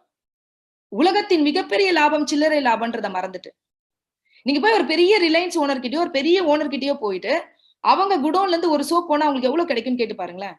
அரௌண்ட் ஒரு 50 பைசே 60 பைசே. ஆனா வெஸ்டீஜ்ல ஒரு சோப்பு வாங்குற நபருக்கே 90 காசு கிடைக்கும். அப்போ சில்லறையை கணக்கு போட தெரிந்தவர்கள் அத்தனை பேரும் முதலாளிகள். சில்லறை தானே நினைக்கிறேன், நம்ம எல்லாருமே தொழிலாளர்கள். உலகத்தின் மிகப்பெரிய வியாபாரம் சில்லறை வியாபாரம் நான் புரிஞ்சுக்கிட்டேன். அதுக்கப்புறம் ஒரு 193 ஆச்சு. ஒரு ஃபாஸ்ட் ட்ராக் முடிச்சிருந்தேன். 194 ஆச்சு. ஃப்ரெண்ட்ஸ் எல்லாம் வீட்டுக்கு பொருள் வாங்கிட்டு இருந்தாங்க. இந்த ரூ. 795 அப்படின்னு சொல்லிட்டு வரும்போது, ஏதோ இருக்கு போல இருக்குப்பா இந்த பிசினஸ்ல. ஏன்னா நான் வந்து பிசினஸாவே பண்ணல. ஃப்ரெண்ட்ஸ் எல்லாம் ஏதோ வீட்டுக்கு மட்டும் தான் வாங்கியிருந்தாங்க. அப்படியே பிசினஸ் போயிட்டு இருக்கு. ஒரு ரூ. 795 வருது. ஓகேப்பா, ஏதோ இதுல ஏதோ விஷயம் இருக்கு. இத பார்க்கலாமா அப்படின்னு நினைக்கிறேன். நினைச்சுட்டு அதுக்கப்புறம் என்ன பண்றேன்னா, ஓகே அப்படின்னு சொல்லிட்டு நம்ம மோகன் சார் வீட்டுக்கு போயிட்டு அன்னைக்கு பேசிட்டு இருக்கேன். பேசிட்டு வந்து பாத்தீங்கன்னா, இந்த மாதிரி சார் என்ன சார் பண்ணலாம்? இது ஏதோ ஏதோ விஷயம் நடந்துகிட்டு இருக்கு. ஏன்னா நான் ஒண்ணுமே பண்ணாம எனக்கு காசு வந்துட்டு இருக்கு. ஏன்னா நான் இதுவரைக்கும் கேள்விப்பட்ட இடத்துல எல்லாமே டார்கெட்ன்னு இருக்கும். வெஸ்டில அந்த மாதிரி டார்கெட் எதுவுமே இல்ல. என்னோட வீட்டுக்கு வாங்குனதுக்கு எனக்கு பணம் வந்தது வந்து என்ன ரொம்ப யோசிக்க வச்சது. சோ அப்படின்னு நான் கேட்டுக்கிட்டே இருக்கேன். சோ அவங்க வீட்ல உட்கார்ந்து கேட்டுட்டே இருக்கும்போது எனக்கு ஒரு ஃபோன் கால் வருது. எங்க வீட்ல வந்து நெறைய ரிலேஷன்ஸ்லாம் வந்திருந்தாங்க. சோ அவங்களுக்கு விட்டுட்டு நான் இது என்னன்னு தெரிஞ்சுக்கலாம் அப்படின்றதுக்காக கேட்கறதுக்கு வந்திருந்தபோது எனக்கு ஒரு ஃபோன் கால் வருது. இந்த மாதிரி வந்து ஆண்டோ என்னோட பையன், என்னோட பெரிய இன்ஸ்பிரேஷன்ங்க இவன். இன்னைக்கு வந்து இந்த பிசினஸ் நான் இந்த அளவுக்கு பண்றேன்னா, இவன் தான் என்னோட பெரிய இன்ஸ்பிரேஷன். ஆண்டோக்கு வந்து ஆக்சிடென்ட் ஆயிடுச்சு. என்னோட பெரிய பையன். நான் தான் கீழ விழுந்துட்டான் அப்படின்னு சொன்னாங்க. உடனே வரியா அப்படின்னு கேட்டாங்க. சோ நான் உடனே என்ன பண்ணிட்டேன், உடனே கிளம்பி நான் வந்து பாத்தீங்கன்னா, அப்ப 2 வீலர் வந்து பாத்தீங்கன்னா, எனக்கு சைக்கிள் கூட ஓட்ட தெரியாது. அப்பதான் 2 வீலர் வந்து கத்துக்கிட்டு சும்மா ஒரு தெருவுக்கு மேல என்னால போகி பழக்கம் இல்ல. மோகன் சார் வீடு ரொம்ப பக்கத்துல இருந்தா அந்த 2 வீலர்ல அப்படி தள்ளி தள்ளி போயிடுவேன். அந்த அளவுக்கு ஒரு 2 வீலர் ரொம்பலாம் பெருசா ஓட்ட தெரியாது. அப்படி சாதாரணமா ஓட்ட தெரியும் அவ்வளவுதான். சோ அப்படி போயிட்டு வந்துட்டு 2 வீலர்ல வந்து வரேன். வந்துட்டு இருக்கும்போதே வழியில வந்து பாத்தீங்கன்னா, என்னோட ஃப்ரெண்ட், என்னோட நாத்தனார் அவங்க எல்லாமே வந்தாங்க. வந்துட்டு இந்த மாரி ஆண்டோ வந்து கீழ விழுந்துட்டா. அப்படின்னு என்ன ஆச்சு அப்படின்னு கேட்கிறேன். இந்த மாதிரி அவங்க தயங்கி தயங்கி சொல்றாங்க. இந்த மாரி வந்து 3 ஃப்ளோர்ல இருந்து கீழ விழுந்துட்டான் அப்படின்ட்டு. எனக்கு அந்த செகண்ட் ஒண்ணுமே புரியல. பைக் எல்லாம் கீழ போட்டுட்டேன். கதறி அலறேன் ரோட்லயே. எனக்கு என்ன பண்றதுன்னே புரியல. அவன் எங்க இருக்கான் அப்படின்னு கேட்கிறேன். தெரியாது அப்படின்னு சொல்றாங்க. ஏன்னா என்னோட ஹவுஸ் ஓனர் தான் அவன தூக்கிட்டு ஓடியிருக்காரு. வீட்ல அப்ப யாருமே கிடையாது. சோ ரிலேஷன்ஸ் கொஞ்சம் பேர் இருந்தாங்க. எல்லாம் லேடீஸ். என்னோட ஹவுஸ் ஓனர் தூக்கிட்டு ஓடியிருக்காரு. சோ என்ன ஒண்ணும் புரியல எனக்கு. நான் இருந்த மனநிலைமையில வந்து பாத்தீங்கன்னா, உடனே ஒரு ஆட்டோ புடிச்சாங்க. ஆட்டோல எடுத்துட்டு போறேன். ஃபர்ஸ்ட் ஒரு ஹாஸ்பிட்டல் போனோம். அந்த ஹாஸ்பிட்டல் அவன் இல்ல. அவன் வந்தாங்க. ஃபர்ஸ்ட் எய்ட் பண்ணோம். பட் அவங்க ரொம்ப கிரிட்டிக்கலா இருக்காங்க. அதனால வந்து வேற ஹாஸ்பிட்டல் மாத்திட்டோம் அப்படின்னு சொன்னாங்க. உடனே அங்க இருக்கக்கூடிய ஒரு ஹாஸ்பிட்டல், அப்போலோ ஹாஸ்பிட்டல். அந்த ஹாஸ்பிட்டலுக்குள்ள போறோம். கரெக்ட்டா டிசம்பர் 31 2010 வந்து அவனுக்கு வந்து ஆக்சிடென்ட் ஆச்சு. ஆ அந்த ஆக்சிடென்ட் ஆன டைம் வந்து ஹாஸ்பிட்டலுக்குள்ள போறோம். இந்த ஹாஸ்பிட்டல் அப்படின்றதே நெறைய தெரியாதுங்க எனக்கெல்லாம்.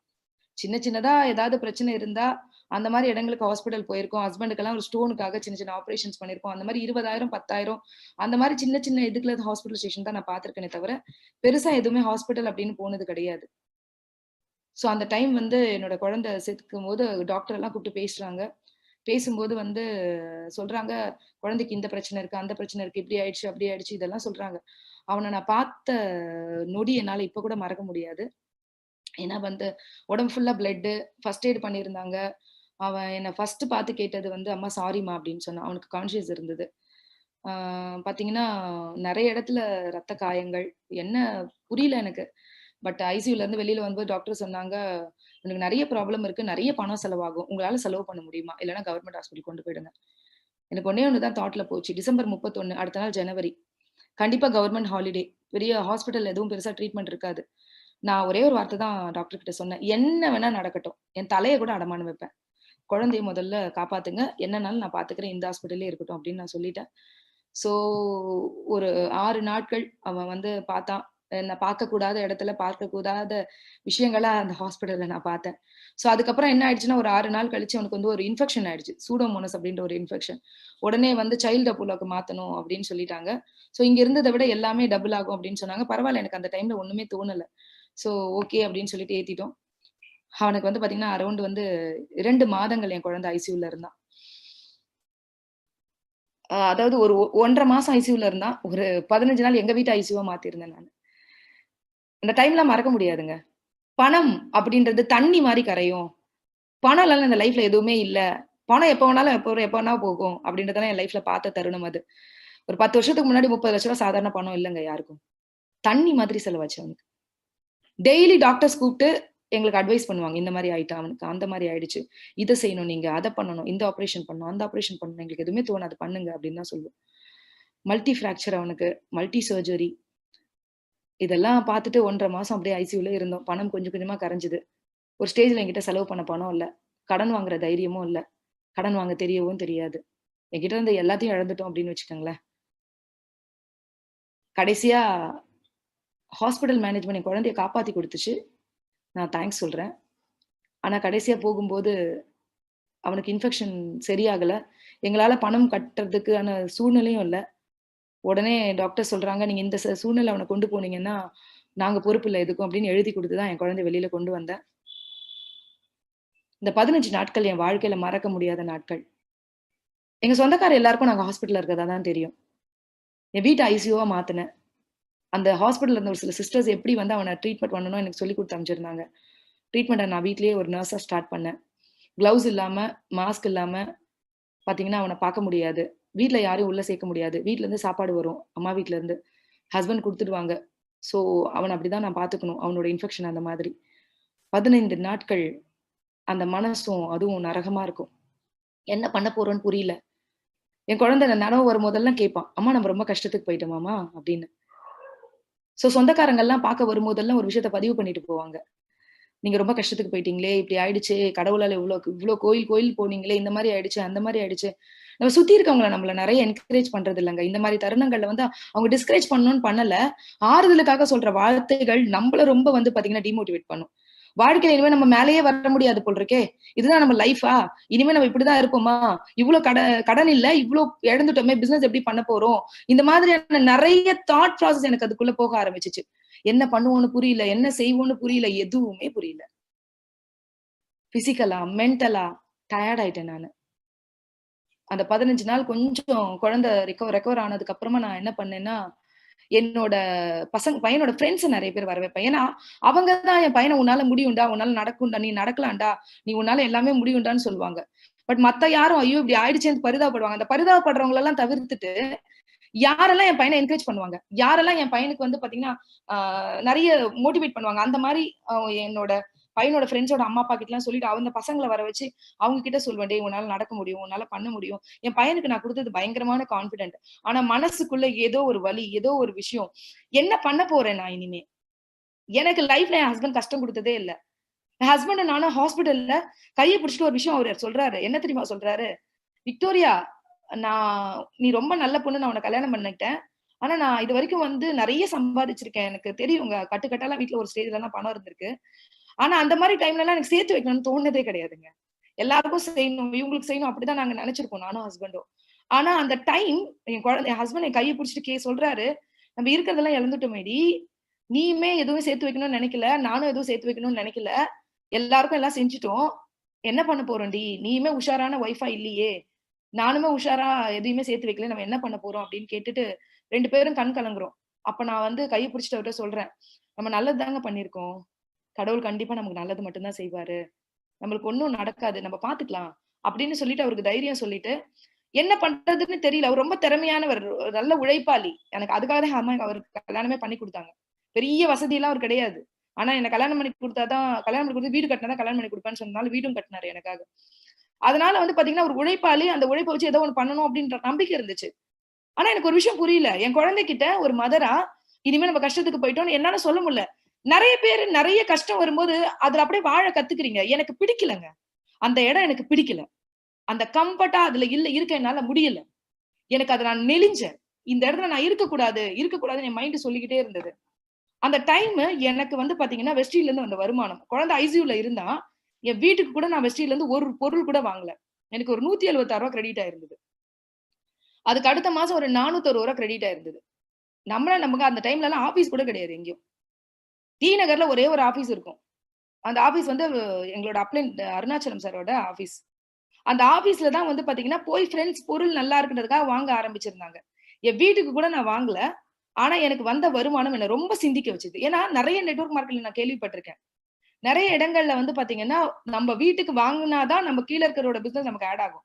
ஆனா வீட்டுக்கே வாங்கல. இது என்னய்யா கம்பெனி அப்படின்னு பாக்க ஆரம்பிச்சேன். ஏங்க நீங்க சின்னதா இந்த பணத்த பாக்கலாம்.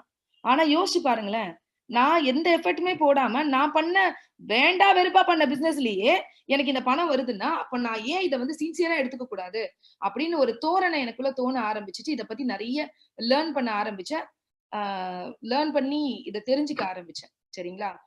எப்பவுமே சொல்லுவாங்கல்ல, "திக்கற்றவர்களுக்கு தெய்வம் துணை" அப்படின்னு சொல்லிட்டு. என்ன நடந்துச்சுன்னா, அந்த டைம் ஒரு பெரிய மிராக்கிள் நடந்துச்சு. பாத்தீங்கன்னா, ஒரு நம்ம சத்யபாமா அப்படின்னு சொல்லிட்டு என்னோட ஃப்ரெண்டு. சோ அவளுக்கு கீழ வந்து பாத்தீங்கன்னா, ஒரு மேடம் வந்திருந்தாங்க. அந்த சர்ச்ல வந்து அவர் ஒருத்தர் வந்து முட்டியே போடாதவரு.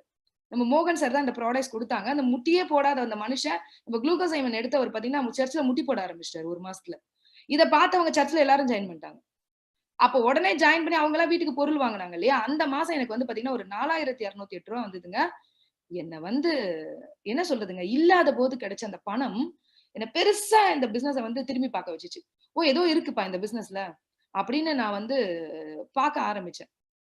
எனக்கு பயங்கரமா மோட்டிவேஷன் ஆச்சு. சோ ஏதோ ஒரு நம்பிக்கை எனக்குள்ள பொறந்துச்சு. நான் ஏதோ ஒரு விஷயத்துல இருக்கேன். நெறைய லேடீஸ் வந்து பாத்தீங்கன்னா, ஹஸ்பண்ட் பிரச்சனை வந்ததுக்கு அப்புறம், ஹஸ்பண்ட் ஏதோ பண்ணுவாங்க, ஹஸ்பண்ட் ஏதோ பார்ப்பாங்க. ஏங்க அம்மாக்கும் பொறுப்பு இருக்குங்க. ஒரு பெண்ணுக்கும் பொறுப்பு இருக்கு. அப்ப நான் என்ன நெனச்சேன்னா, இந்த 4000 ஏன் நம்ம ஜாஸ்தி பண்ணக்கூடாது? அப்படின்ற மாதிரி ஒரு தாட் ப்ராசஸ்க்குள்ள போக ஆரம்பிச்சேன். இந்த பிசினஸ் எனக்கு எதுவுமே தெரியாது. சோ நெறைய வந்து பாத்தீங்கன்னா, பேச ஆரம்பிச்சேன். என்னோட அப்ளையன்ஸ் கிட்டலாம் டெய்லி கால் பண்ணி பேசுவேன். சார் இந்த பிசினஸ் பத்தி எனக்கு சொல்லிக் குடுங்க. ஏன்னா வீட்ட விட்டு வெளில வர முடியாது. குழந்தை வந்து நெறைய ப்ராப்ளத்துல இருக்கிறதுனால, கொஞ்சம் கொஞ்சமா அப்ப டெய்லி அவன பிசியோக்கு கூட்டு போகக்கூடிய சந்தர்ப்பம் கிடைச்சது எனக்கு. பிசியோ கூட்டு போம்போது டெய்லி அவன கூட்டிட்டு போய் அந்த பிசியோ டாக்டர் கிட்ட என்னோட ஃப்ரெண்ட் ஆயிட்டாங்க அவங்க. அவங்க கிட்ட சொல்லிட்டு வருவேன். மேம் இந்த 2 மணி நேரம் கேப்ல போயிட்டு நான் யாரையாவது பார்த்துட்டு வந்துடுறேன். ஏன்னா வீட்ல இருக்கிறவங்க எல்லாம் சுத்தமா அகைன்ஸ்ட் இந்த பிசினஸ்க்கு. எங்க அம்மா சொல்லிட்டாங்க. "நீ வீட்ட விட்டு வெளியில போனீன்னா, உன் கால வெட்டிடுவேன். இந்த பிசினஸ்லாம் நீ பண்ணவே கூடாது. உனக்கு என்ன? நான் கடை வச்சிருக்கேன். கொண்டு வந்து பொருள் எல்லாம் வீட்ல இறக்கிடுவான் அண்ணன்." ஏன்னா சின்ன வயசுல இருந்தே எனக்கு துணி துவைக்க கூட தெரியாதுங்க. எங்க அண்ணா இருக்கு பாருங்க, ஒரு அற்புதமான பிரதர் எனக்கு. நான் எங்க வீட்ல துவச்ச துணி எல்லாத்தையும் நான் குடுத்து அனுப்பிச்சுருவேன். எல்லா துணியும் அழுக்கு துணிலாம் ஒரு ஷாப்பர் பேக்ல போட்டு குடுத்து விட்டுருவேன். எங்க வீட்ல எல்லாத்தையும் துவச்சு எங்க அப்பா மடிச்சு, எங்க அண்ணா கொண்டு வந்து குடுத்துட்டு போகும். கல்யாணம் ஆகி 2 குழந்தை பொறந்ததுக்கு அப்புறமா எங்க அண்ணா கொண்டு வந்து குடுத்துட்டு போகும். ஒரு ஸ்டேஜ்ல எனக்கு ஒருத்தர் சொல்லி திட்டுனாங்க. அவனுக்கு கல்யாணம் ஆகி இப்போ 2 குழந்தை ஆயிடுச்சு. இன்னும் நீ அழுக்கு துணி குடுத்து அனுப்பிச்சுட்டு இருக்கன்னு. எனக்கு அதுவரைக்கும் கூட தெரியாது. அந்த மாதிரி வந்து ரொம்ப செல்லமாவே சுத்தி வளர்க்கப்பட்ட ஒரு பொண்ணு நானு. இந்த கம்ஃபர்ட் ஜோன்ல இருந்து போறேன். எங்க அம்மா சொல்றாங்க, "உனக்கு என்னடி தெரியும்? நீ பிளஸ் 2 படிச்ச உடனே உனக்கு கல்யாணம் பண்ணி வச்சுட்டேன். உனக்கு வெளி உலகமே தெரியாது. நீ போய் என்னத்த பிசினஸ் பண்ணுவ? உனக்கு அதெல்லாம் வேண்டாம். கால உடைச்சிடுவேன். கால வெட்டிடுவேன். அதெல்லாம் போக்கூடாது." எங்க ஹஸ்பண்ட்டயும் சொல்ட்டாங்க, "எங்கேயும் அனுப்பாதப்பா. முதல்ல வந்து பாத்தீங்கன்னா, அவள வீட்ல இருக்கட்டும். நான் வந்து என்னென்ன மளிகை சாமானோ அதெல்லாம் குடுக்குறேன். உன் ஹஸ்பண்ட் திறமையானவன். கண்டிப்பா ஏதாவது ஒண்ணு பண்ணி பாத்தீங்கன்னா, பெருசா வந்து கொண்டு வந்துரலாம்." அப்படின்னு எங்க அம்மா சொல்லுவாங்க. என்ன சுத்தி இருக்கவங்க எல்லாரும் வந்து, "இதெல்லாம் வேலைக்கே ஆகாது. இதெல்லாம் நீ ஏன் பண்ற? இதெல்லாம் பண்ணாத. இதெல்லாம் வந்து ஏமாத்து பிசினஸ்." அப்படி இப்படின்னு நெறைய சொல்லுவாங்க. ஆனா என் மைண்ட்ல ஒண்ணே ஒண்ணு தான். அந்த 2 மாசம் வந்த இன்கம். ச்சே நான் ஒண்ணுமே பெருசா பண்ணல. இங்க இன்கம் வந்திருக்கே. அப்படின்றது மட்டும் எனக்கு ரொம்ப யோசனையாவே இருந்தது. சோ, இந்த இன்கம் பார்த்த உடனே கொஞ்சம் மோட்டிவேட் ஆச்சு. ஃபோன்லயே பேச ஆரம்பிச்சேன். இந்த பிசியோ கூட்டு போவோம் இல்லையா? அப்பல்லாம் வந்து கேப் கிடைக்கும் போதெல்லாம், நான் என்ன பண்ணுவேன் அப்டின்னா, என்னோட ஃப்ரெண்ட்ஸ் யார் வீட்டுக்காவது போய் பேசுறது, அந்த மாதிரியான விஷயங்கள்லாம் பண்ணிட்டு இருந்தேன். என்னோட ஸ்கூல்ல அதாவது என் பசங்கள ஸ்கூல்ல கொண்டு போகும்போது லஞ்ச் எல்லாம் குடுப்போம் இல்லையா? அப்ப நெறைய ஃப்ரெண்ட்ஸ் எனக்கு ஒரு 30, 40 ஃப்ரெண்ட்ஸ் இருந்தாங்க. உடனே ஒரு பெரிய நம்பிக்கை. என்ன நம்பிக்கைன்னா, நம்ம ஃப்ரெண்ட்ஸ்க்குலாம் சொன்னா உடனே வந்துருவாங்களே! அப்படின்னு சொல்லிட்டு ஏன்னா என் ஃப்ரெண்ட்ஸ் எப்பவுமே சொல்லுவாங்க. நான் அந்த சாரி பிசினஸ்லாம் பண்ணும்போது, "நீ என்ன பிசினஸ் பண்ணாலும் எங்களையும் கூப்பிடுறி இனிமே" அப்படின்னுவாங்க. அதனால ஃப்ரெண்ட்ஸ்லாம் இப்படி சொல்லியிருக்காங்கல்ல, உடனே எல்லா ஃப்ரெண்ட்ஸையும் நம்ம கூப்பிட்டுறணும் அப்படின்னு சொல்லிட்டு, போய் என்ன பண்ணேன், என் ஃப்ரெண்ட்ஸ் எல்லாத்தையும் ஃபோன் பண்ணி ஒரு நாள் வீட்டுக்கு வாங்கடி அப்படின்னு சொல்லிட்டு, எல்லா ஃப்ரெண்ட்ஸையும் உட்கார வச்சு, நான் இந்த மாரி ஒரு பிசினஸ் எடுத்திருக்கேன்டி. இன்வெஸ்ட்மென்ட்லாம் கிடையாது. சூப்பரா சம்பாதிக்கலாம் அப்படின்லாம் பட கட கட கட கட கட கடன்னு எனக்கு என்னலாம் தெரியுமோ ஒப்பிச்சுட்டேன். எத்தன ஃப்ரெண்ட் ஜாயின் பண்ணியிருப்பாங்கன்னு நீங்க நினைக்கிறீங்க? ஒரு ஃப்ரெண்ட் கூட ஜாயின் பண்ணலங்க. நானா போயி எங்க அண்ணா, கூட பிறந்த அண்ணன், "ஏய் போடுறியா இல்லையா?" கரெக்ட்டுங்களா? சோ அந்த மாதிரி வந்து பார்த்தீங்கன்னா, ஃப்ரெண்ட்ஸ் இவங்கலாம் இருந்தாங்க. அந்த ஃப்ரெண்ட்ஸ் யாருமே வரல. நான் வராததுக்காக கவலைப்படல. இது என்னோட வாழ்க்கை. எனக்கு தான் வலி இருக்கு. ஏன்னா நெறைய இடத்துல நெறைய பேர் சொல்லுவாங்க, ஃப்ரெண்ட்ஸ் ரிலேஷன ஒத்துக்க மாட்டேங்கிறாங்க அப்படின்னு சொல்லிட்டு. நான் இந்த இடத்துல தான் ஒரு கேள்வி கேட்டுப்பேன் எல்லாரையுமே. என்ன தெரியுமா? நம்ம ஃப்ரெண்டோ, ரிலேஷனுக்கோ பிசினஸ் பண்ண மாட்டேன்னு சொல்றதுக்கு எல்லா உரிமையும் இருக்குங்க. ஆனா ஃப்ரெண்டோ, ரிலேட்டிவோ வீட்டுக்கு கூட ஒரு ரூ. 1000 வாங்கிக்க மாட்டேன்னு சொல்றதுல என்னங்க ஃப்ரெண்ட்ஸ், என்னங்க ரிலேட்டிவ்? எனக்கு ஒரு விஷயம் புரிஞ்சுது. என்னோட ஃப்ரெண்ட், ரிலேட்டிவ் யாரு? என்ன நம்பி வந்திருக்காங்களே, இனிமே அவங்க தான் என்னோட ஃப்ரெண்ட். அவங்க தான் என்னோட ரிலேட்டிவ். என்னோட ஒவ்வொரு டவுன்லையும் நான் லவ் பண்ண ஆரம்பிச்சேன். அப்லைன்லாம் அம்மா, அப்பா மாதிரிங்க. டவுன்லைன்லாம் குழந்தை மாதிரி. அம்மா, அப்பாக்கு எப்பவுமே ரெஸ்பெக்ட் குடுக்கணும். குழந்தைங்களுக்கு எப்பவுமே லவ் குடுக்கணும். நான் என்னோட ஒவ்வொரு டவுன்லைனுக்கும் லவ் குடுக்க ஆரம்பிச்சேன். அவங்க தான் என்னோட உலகம். அவங்க தான் என்னோட ஃப்ரெண்ட்ஸ். அவங்க தான் என்னோட ரிலேஷன்னு பார்க்க ஆரம்பிச்சேன். அப்படியே கொஞ்சமா அடுத்த மாசம் வளர்ந்தது ஒரு 6,000 ரூபாய். ஃப்ரெண்ட்ஸ், இந்த தருணங்கள்ல நான் சொல்லியே ஆகணும். கொஞ்சம் குழந்தை ரெக்கவர் ஆயிருந்தா வீட்ல எல்லாம் ஒத்துக்கல. ஹஸ்பண்ட் எப்படியோ பர்மிஷன் வாங்கிட்டேன். எங்க அம்மா கிட்ட போய் ஒரு வாட்டி கைய பிடிச்சு பேசிட்டேன். அம்மா, நான் +2 படிச்ச உடனே கல்யாணம் பண்ணி வச்சுட்டேன். எனக்கு நெறைய கனவுகள் இருந்தது. அந்த கனவுகளுக்கு எதுவுமே நீ சப்போர்ட் பண்ணல. ஆனா அட்லீஸ்ட் நான் வந்து பாத்தீங்கன்னா, இப்போ வந்து நானா ஏதோ ஒரு முயற்சி எடுத்திருக்கமா, என்ன என்கரேஜ் பண்ணவே வேண்டாமா. நான் தயவு செய்து டிஸ்கரேஜ் பண்ணாதம்மா எங்க அம்மாவுக்கு புரிய வச்சேன். சரி, எங்க அம்மாவும் சரி ஏதோ பண்ணி தொல அப்படின்ட்டாங்க. சோ அதுக்கப்புறம் என்ன பண்ணுவேன்னா, டி நகர்ல தாங்க ஆபீஸ். நெறைய பேர் ரீசன் சொல்லுவாங்கல்ல. இந்த ரீசன் அப்படின்றது என்ன அளவுக்கு யாருக்காவது இருக்குமான்னு கூட எனக்கு தெரியலங்க. குழந்தைக்கு 13 ஆப்பரேஷன். வீட்ல இருக்கான். ஸ்கூல் போ முடியாது.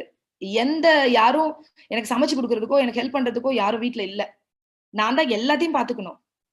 பினான்சியலா டைட் வீட்ல. எல்லாரும் டிஸ்கரேஜ் பண்றாங்க. ட்ரீட்மெண்ட் பாத்துக்கணும். பிசினஸ் பாத்துக்கணும். எல்லாத்தையும் பாத்துக்கணும். இதுல நான் பிசினஸ் பண்ணணும். நான் வீட்ல இருந்து ப்ராடக்ட் வாங்க போனேன்னா, உண்மையிலேயே சொல்றேன். அதுதான் சொல்றேன்ல அருணாச்சலம் சார்.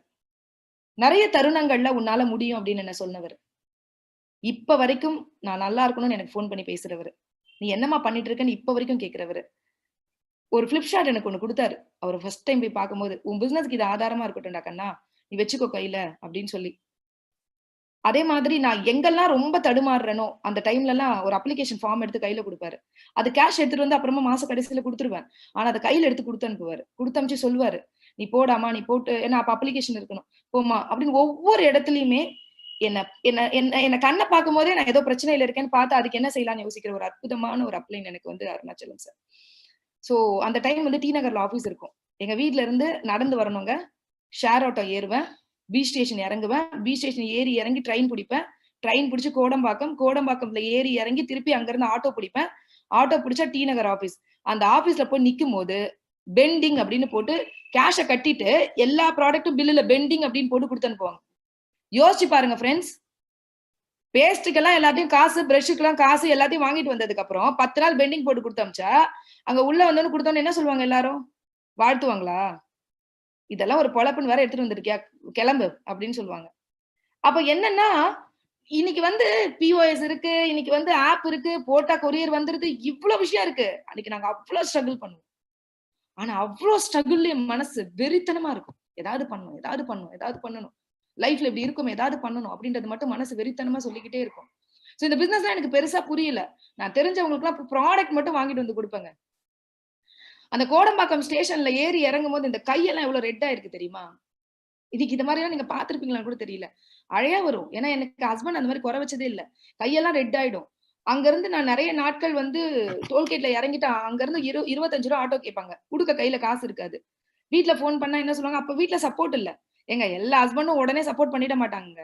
உங்க ஹஸ்பண்ட் உங்கள திட்டுறாரா? உங்க உங்க உங்ககிட்ட ஏதாவது சொல்றாரா? ஒரு விஷயத்த நல்லா புரிஞ்சுக்கங்க. உலகத்திலே உங்க மேல அக்கறை இருக்க ஒரே ஒரு மனுஷன் உங்க புருஷன் தான்.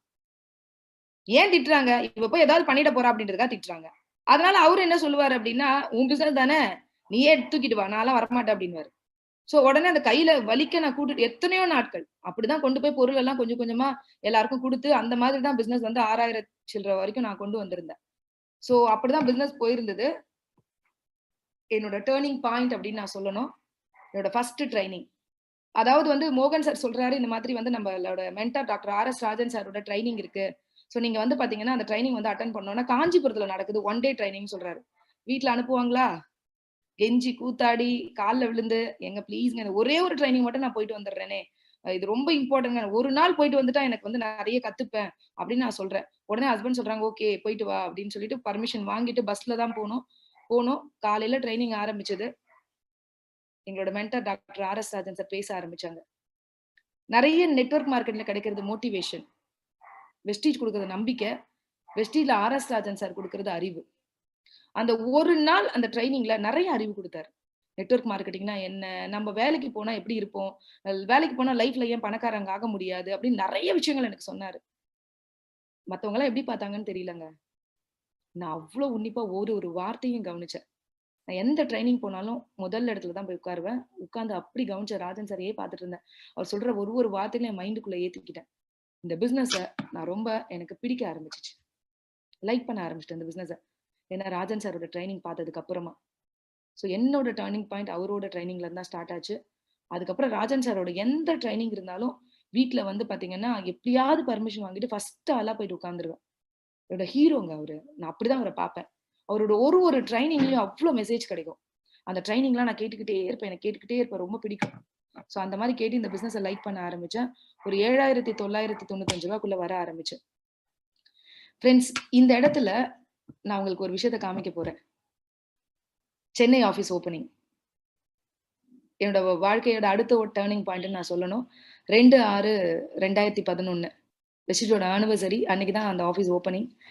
அப்போ நம்மளுடைய MD mister Gautam Bali sir அங்க வந்திருந்தாங்க. நம்மளுக்கெல்லாம் எப்படி சொல்லியிருக்காங்க தெரியுமா? நெட்வொர்க் மார்க்கெட்டிங்னாலே பிரம்மாண்டம். எம்டினா சங்கிலி தொடர் போட்டு தான் கூப்பிட்டு வருவாங்க. எம்டினா ரொம்ப பெரிய ஆளு, அவங்கள பாக்குறது பெரிய கடவுளை பார்க்கறதுக்கு சமம் அப்படின்ற மாதிரி பயங்கரமான எடிபிகேஷன் இருக்கும். இந்த எடிபிகேஷன்லாம் நமக்கு ஓரளவுக்கு தெரியுமா? அதனால நம்ம என்ன நினைச்சோம்னா, மயிலாப்பூர்ல ஆபீஸ் ஓபன் பண்ண போறாங்க. கௌதம் பாலி சார் வந்து 10 மணிக்கு ஃபங்க்ஷனு. அப்ப நம்ம ஒரு 8:30 மணிக்கெல்லாம் போனாதான் இடம் கிடைக்கும், பயங்கர கிரௌட் இருக்கும் அப்படின்னு சொல்லிட்டு நாங்க 8:30 மணிக்கெல்லாம் போனோம். ஆனா பாத்தீங்கன்னா ஆபீஸ் ரொம்ப காலியா இருந்துச்சு. யாருமே இல்ல ஆபீஸ்ல. ஆனா ஆபீஸ்ல போய் உட்கார்ந்து சும்மா பாத்துட்டு இருக்கும்போது ஒரு லைட்ல வந்து ஒரு பெரிய சின்ன பிரச்சனை ஆபீஸ்ல. அந்த லைட்டை வந்து பாத்தீங்கன்னா ஒரு ஹைட்டான ஒரு மனிதர் பாத்தீங்கன்னா சரி பண்ணிட்டு இருந்தாரு. நாங்க எல்லாம் பார்த்துட்டு அதுக்கப்புறம் பாத்தீங்கன்னா அந்த ஷோபா எல்லாம் எடுத்துட்டு அவங்க எல்லாரும் ஒரு ஒயிட் ஷர்ட் போட ஒரு 4 பேர் 5 பேர் வந்து தூக்கி எல்லாம் ஒரு டைமண்ட் லாபின்னு அதெல்லாம் வச்சுட்டு எல்லாம் ரெடி பண்ணிட்டு இருந்தாங்க. கரெக்டா ஒரு 10 மணி இருக்கும். எல்லாரும் கடகடன் கும்பல் வர ஆரம்பிச்சதுக்கு அப்புறமா நான் கேக்குறேன், வராங்க எல்லாரும் அப்ளைன்ஸ் எல்லாம் வந்தோம். சரி எம்டி வந்துட்டாங்களா அப்படின்னு கேட்டாங்க. அவர் 8:30க்கே வந்துட்டாரே அப்படின்னு சொன்னாங்க. ஃப்ரெண்ட்ஸ், அந்த லைட்டை சரி பண்ணிட்டு இருந்த மனிதர் தான் எங்களோட கௌதம் பாலி சார். அதாவது எல்லா மனிதரும் வந்ததுக்கு அப்புறம் ஷோ பண்ற ஒரு எம்டி கிடையாது அவரு. வர்றதுக்கு முன்னாடி இதெல்லாம் பண்ணிட்டு வந்ததுக்கு அப்புறம் கோட் ஷூட் போட்டு எம்டியா நின்னாரு. அன்னைக்கு நான் புரிஞ்சுக்கிட்டேன். ஓ, இது வந்து அவரு அதாவது ஒரு எம்டியா இல்ல, அவரோட ஒரு தொழிலா நம்ம எல்லாரையும் அவ்வளவு நேசிக்கிறாரு அப்படின்னு அந்த இடத்துல நான் புரிஞ்சுக்கிட்டேன். சோ அவரை நான் பாத்துக்கிட்டே இருந்தேன். அவர் பேசுற ஒரு வார்த்தைகளும் நான் கேட்டுக்கிட்டே இருந்தேன். எனக்கு அவர்கிட்ட பேசணும் ரொம்ப ஆசை. சோ லட்சுமிபுரன் சார்ட்ட சொன்னேன், சார் என்ன இன்ட்ரோடியூஸ் பண்ணி வைங்க சார் அவர்கிட்ட அப்படின்னு. அப்ப நான் எப்படி இருப்பேன் தெரியுமா? இந்த லைன்ல பாருங்க, செகண்டா நிக்கிறேன் பாருங்க, மொட்டை அடிச்சுட்டு. சோ அந்த லைன்ல வந்து பாத்தீங்கன்னா மொட்டை அடிச்சுட்டு தீபக் சார் அந்த லாஸ்ட்ல இருப்பாங்க, அருணாச்சலம் சார் இருப்பாங்க. மொட்டை அடிச்சுட்டு நின்னுட்டு இருப்பேன். ஒரு பர்சனாலிட்டி கூட கிடையாதுங்க. நான் வந்து பாத்தீங்கன்னா நிறைய ஃப்ரெண்ட்ஸ் கிட்ட வேண்டுதல் பண்ணும்போது சொல்லுவேன், இதெல்லாம் என்னடி வேண்டுதல், தலையில மொட்டை அடிக்கிறதெல்லாம் அப்படின்னு. என் குழந்தைக்கு ஆக்சிடென்ட் ஆனும் முதல்ல மொட்டை அடிக்கிறேன்னு தான் வேண்டிக்கிட்டேன். நெட்வொர்க் மார்க்கெட்டிங்ல எல்லாம் பர்சனாலிட்டி அப்படின்னு சொன்னாங்க. கடவுள் இருக்காரு, எல்லாத்தையும் பாத்துப்பாருல. சோ அப்படின்னு சொல்லிட்டு மொட்டை அடிச்சுட்டேன். பர்சனாலிட்டி கூட இருக்காது, கொஞ்சம் எனக்கு அறிமுகப்படுத்தினாங்க அப்படின்னு சொன்ன உடனே கூட்டு போய் காமிச்ச உடனே அந்த 2 கைகளாலையும் என்னையும் ஹஸ்பண்டையும் அணைச்சாரு. அந்த அணைப்பு எனக்கு எப்படி இருந்ததுன்னா, எங்க அப்பா இல்ல, எங்க அப்பா என்ன அணைச்ச மாதிரி இருந்ததுங்க. அந்த அணைப்பு எனக்கு அந்த டைம் ரொம்ப சுகமா இருந்துச்சு. சோ நம்ம ஒரு நல்ல ஒரு கையில தான் இருக்கோம் அப்படின்ற ஒரு பெரிய உணர்வு வந்துச்சு. அதுக்கப்புறம் ஆபீஸ்ல வந்து பாத்தீங்கன்னா மீட்டிங் பெருசா பண்ண முடியாதுன்றதுனால வாணி மஹால்ல அன்னைக்கு ஈவினிங் ஒரு மீட்டிங் நடந்தது. அந்த மீட்டிங்ல நீங்க இந்த போட்டோல இந்த நோட் பண்ணீங்கன்னா உங்களுக்கு தெரியும், பாலி சார் எங்க நின்னுட்டு இருக்காருன்னு பாத்தீங்களா? அவர் என்னைக்குமே எம்டியா இருந்தது இல்லைங்க. ஒரு லாஸ்ட்ல எல்லா மீட்டிங் நடக்கும் போதும் பின்னாடி நின்னுட்டு ஒரு பார்வையாளரா ஒரு சாதாரண பர்சனா அங்க இருந்து இந்த மீட்டிங் அட்டெண்ட் பண்ணாரு. அப்புறம் எல்லாரும் சொல்லி அதுக்கப்புறம் முன்னாடி வந்து உட்கார்ந்தாரு. இந்த மீட்டிங்ல அவர் பேசின விஷயங்கள், அவரு ஒரு ஸ்டோரி சொன்னாரு. எத்தனை பேருக்கு இந்த ஸ்டோரி தெரியும்னு எனக்கு தெரியல. மேபி உங்களுக்கு தெரியாதவங்க உங்க சாட் பாக்ஸ்ல நோ போடுங்க, தெரியலன்னா. என்ன அப்படின்னா, ரொம்ப அழகா ஒரு ஸ்டோரி சொன்னாரு. சிவனும் பார்வதியும் கைலாச மலையில இருந்தாங்களாம். அப்போ சிவன் வந்து பாத்தீங்கன்னா பார்வதி தேவி வந்து பாத்தீங்கன்னா ஒரு பிச்சைக்காரன் டெய்லி சிவன் கோயில்ல வந்து பாத்தீங்கன்னா யாசகம் கேட்பானா, எனக்கு இன்னைக்கு சாப்பாட்டை கொடு அப்படின்னு.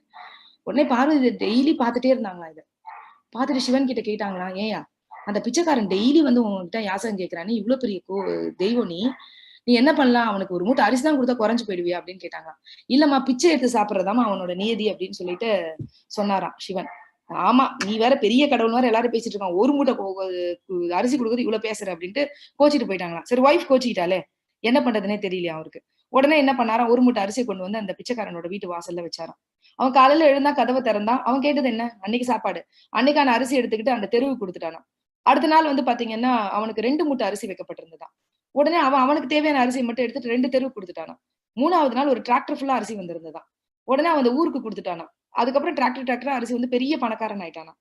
உடனே பார்வதி தேவிக்கு செம கோவம்.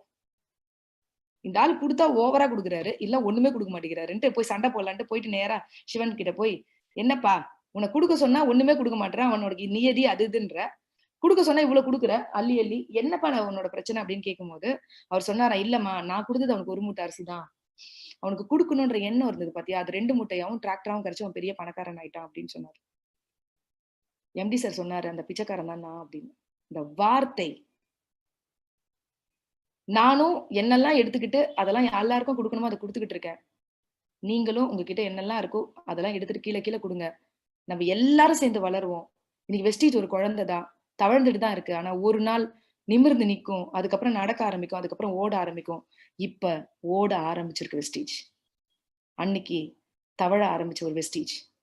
சோ இன்னும் நல்லா புரிய ஆரம்பிச்சிச்சு. அங்க எல்லாருமே வந்து பாத்தீங்கன்னா, அன்னைக்கு நடந்த ஒரு விஷயம் என்னன்னா, அன்னைக்கு வந்து பாலி சார் எல்லாருக்கும் என்ன சொன்னாங்கன்னா, லேடீஸ்க்கெல்லாம் அனௌன்ஸ்மென்ட் பண்ணாரு. இந்த மாதிரி வந்து உமன்க்கான ஒரு யூனிஃபார்ம் சாரி இருக்கு. யாரெல்லாம் வந்து லக்கி ட்ரா காலையில பில் பண்ணிருந்தவங்க எல்லாருக்கும் ஒரு லக்கி ட்ரா இருந்தது. அந்த லக்கி ட்ரால யார் லேடி பேர் வருதோ அவங்களுக்கு வந்து ஒரு சாரி வந்து பிரசன்ட் பண்றோம் அப்படின்னு சொல்லிட்டு. உடனே வந்து பாத்தீங்கன்னா, நானும் பாத்தீங்கன்னா வேண்டிட்டே இருந்தேன். எனக்கு வந்து லக்கி ட்ரா விழுமா விழாதா? விழுமா விழாதா? விழுமா விழாதான்னா எதுவுமே நடக்காது. ஸ்ட்ராங்கா பிலீவ் பண்ணணும். ஆனா எனக்கு ரொம்ப ஆசை. இந்த சாரி வந்து கையில வாங்கணும் அப்படின்றது நான் யோசிச்சுக்கிட்டே இருந்தேன். எனக்கு விழலங்க. என் டவுன்லைனுக்கு விழுந்துருச்சு. தெய்வாதீனமா என் டவுன்லைன் எனக்கு வரல. உடனே அவங்க அப்ளைன் யாரு? Victoria madam. உடனே என்ன கூப்பிட்டு எனக்கு இந்த சாரிய வந்து பிரசன்ட் பண்ணாங்க. நம்மளோட கிரேட் ஏசியாவோட number 1 top earner mister Siddhaji, நம்மளோட கிரேட் அப்ளைன். அவங்க கையால இந்த வாங்குனேன். இந்த போட்டோவ பாக்குறீங்கல்ல? இந்த போட்டோவ பார்க்கும்போது உங்களுக்கு என்னங்க தோணுது? எப்படி இருந்தேன்னா, இப்படி ஆயிட்டேன். இத விட சூப்பரா இருப்பேங்க நானு. இன்னைக்கு டிரெஸ் கோட் எல்லாம் விக்டோரியா ஒண்ணுமே இல்ல. பயங்கரமா டிரெஸ் கோட் எல்லாம் பண்ணுவேன். ஆனா, ஒரு ஸ்டேஜ் எனக்கு சொல்லிக் குடுத்துச்சு. பணம் இல்லன்னா என்ன நடக்கும் அப்படின்னு. அப்ப எப்படி இருந்தேன்னா, இப்படி ஆயிட்டேன்ல. சூப்பரா இருந்தேன்னா, இப்படி ஆயி இன்னைக்கு சூப்பரா ஆயிருக்கேன். இந்த இடத்துல நெறைய விஷயங்கள் நான் கத்துக்கிட்டேங்க. நெறைய காசிப் பண்ணுவாங்க. நான் ஒரு இடத்துல ஒரு விஷயத்த சொல்லியே ஆகணும். என் குழந்தைக்கு நெறைய ப்ராப்ளம் இருந்ததுன்னு நான் சொன்னேன் இல்லையா? அப்போ அவனுக்கு முதல்ல வந்து பார்த்தீங்கன்னா, ஹீமோகுளோபின் லெவல் வந்து 7 தான் இருந்தது. உடனே வந்து பார்த்தீங்கன்னா, எங்களோட அப்ளையன்ஸ்லாம் சொன்னாங்க, "ஸ்பைருலினா குடுங்க அவங்களுக்கு" அப்படின்னு. நான் உடனே என்ன செய்றேன்னா, "இல்ல, இல்ல. எப்படி குடுக்க முடியும்? 30 லேக்ஸ் ஸ்பெண்ட் பண்ணியிருக்கேன் என் குழந்தைக்கு. அவனுக்கு போய் ஸ்பைருலினா குடுத்து ஏதாவது ஆயிடுச்சுன்னா" அதுக்கப்புறம் இத பத்தி நெறைய தெரிஞ்சுக்க ஆரம்பிச்சேன். எனக்கு நெறைய சொன்னாங்க. அதுக்கப்புறம் என் குழந்தைக்கு ஸ்பைருலினா குடுத்து அவனுக்கு கிடைச்ச ரிசல்ட் என்ன ரொம்ப யோசிக்க வச்சது. அதாவது 7 இருந்த ஹீமோகுளோபின் 11 போச்சு. அதுக்கப்புறம் நெறைய ப்ராப்ளம் சொல்லிட்டே இருப்பாங்க. அவனுக்கு நோனி குடுத்திருந்தேன். புரோட்டீன் பவுடர் மசில்ஸ டைட் பண்ண குடுத்திருந்தேன். கால்சியம் நெறைய குடுப்பேன். அது மட்டும் இல்லாம ஃபிளாக்ஸ் ஆயில். அவனுக்கு நர்வ்ஸ்ல வந்து பார்த்தீங்கன்னா, பிளட் சர்க்குலேஷன் வந்து ரொம்ப கம்மியா இருந்தது.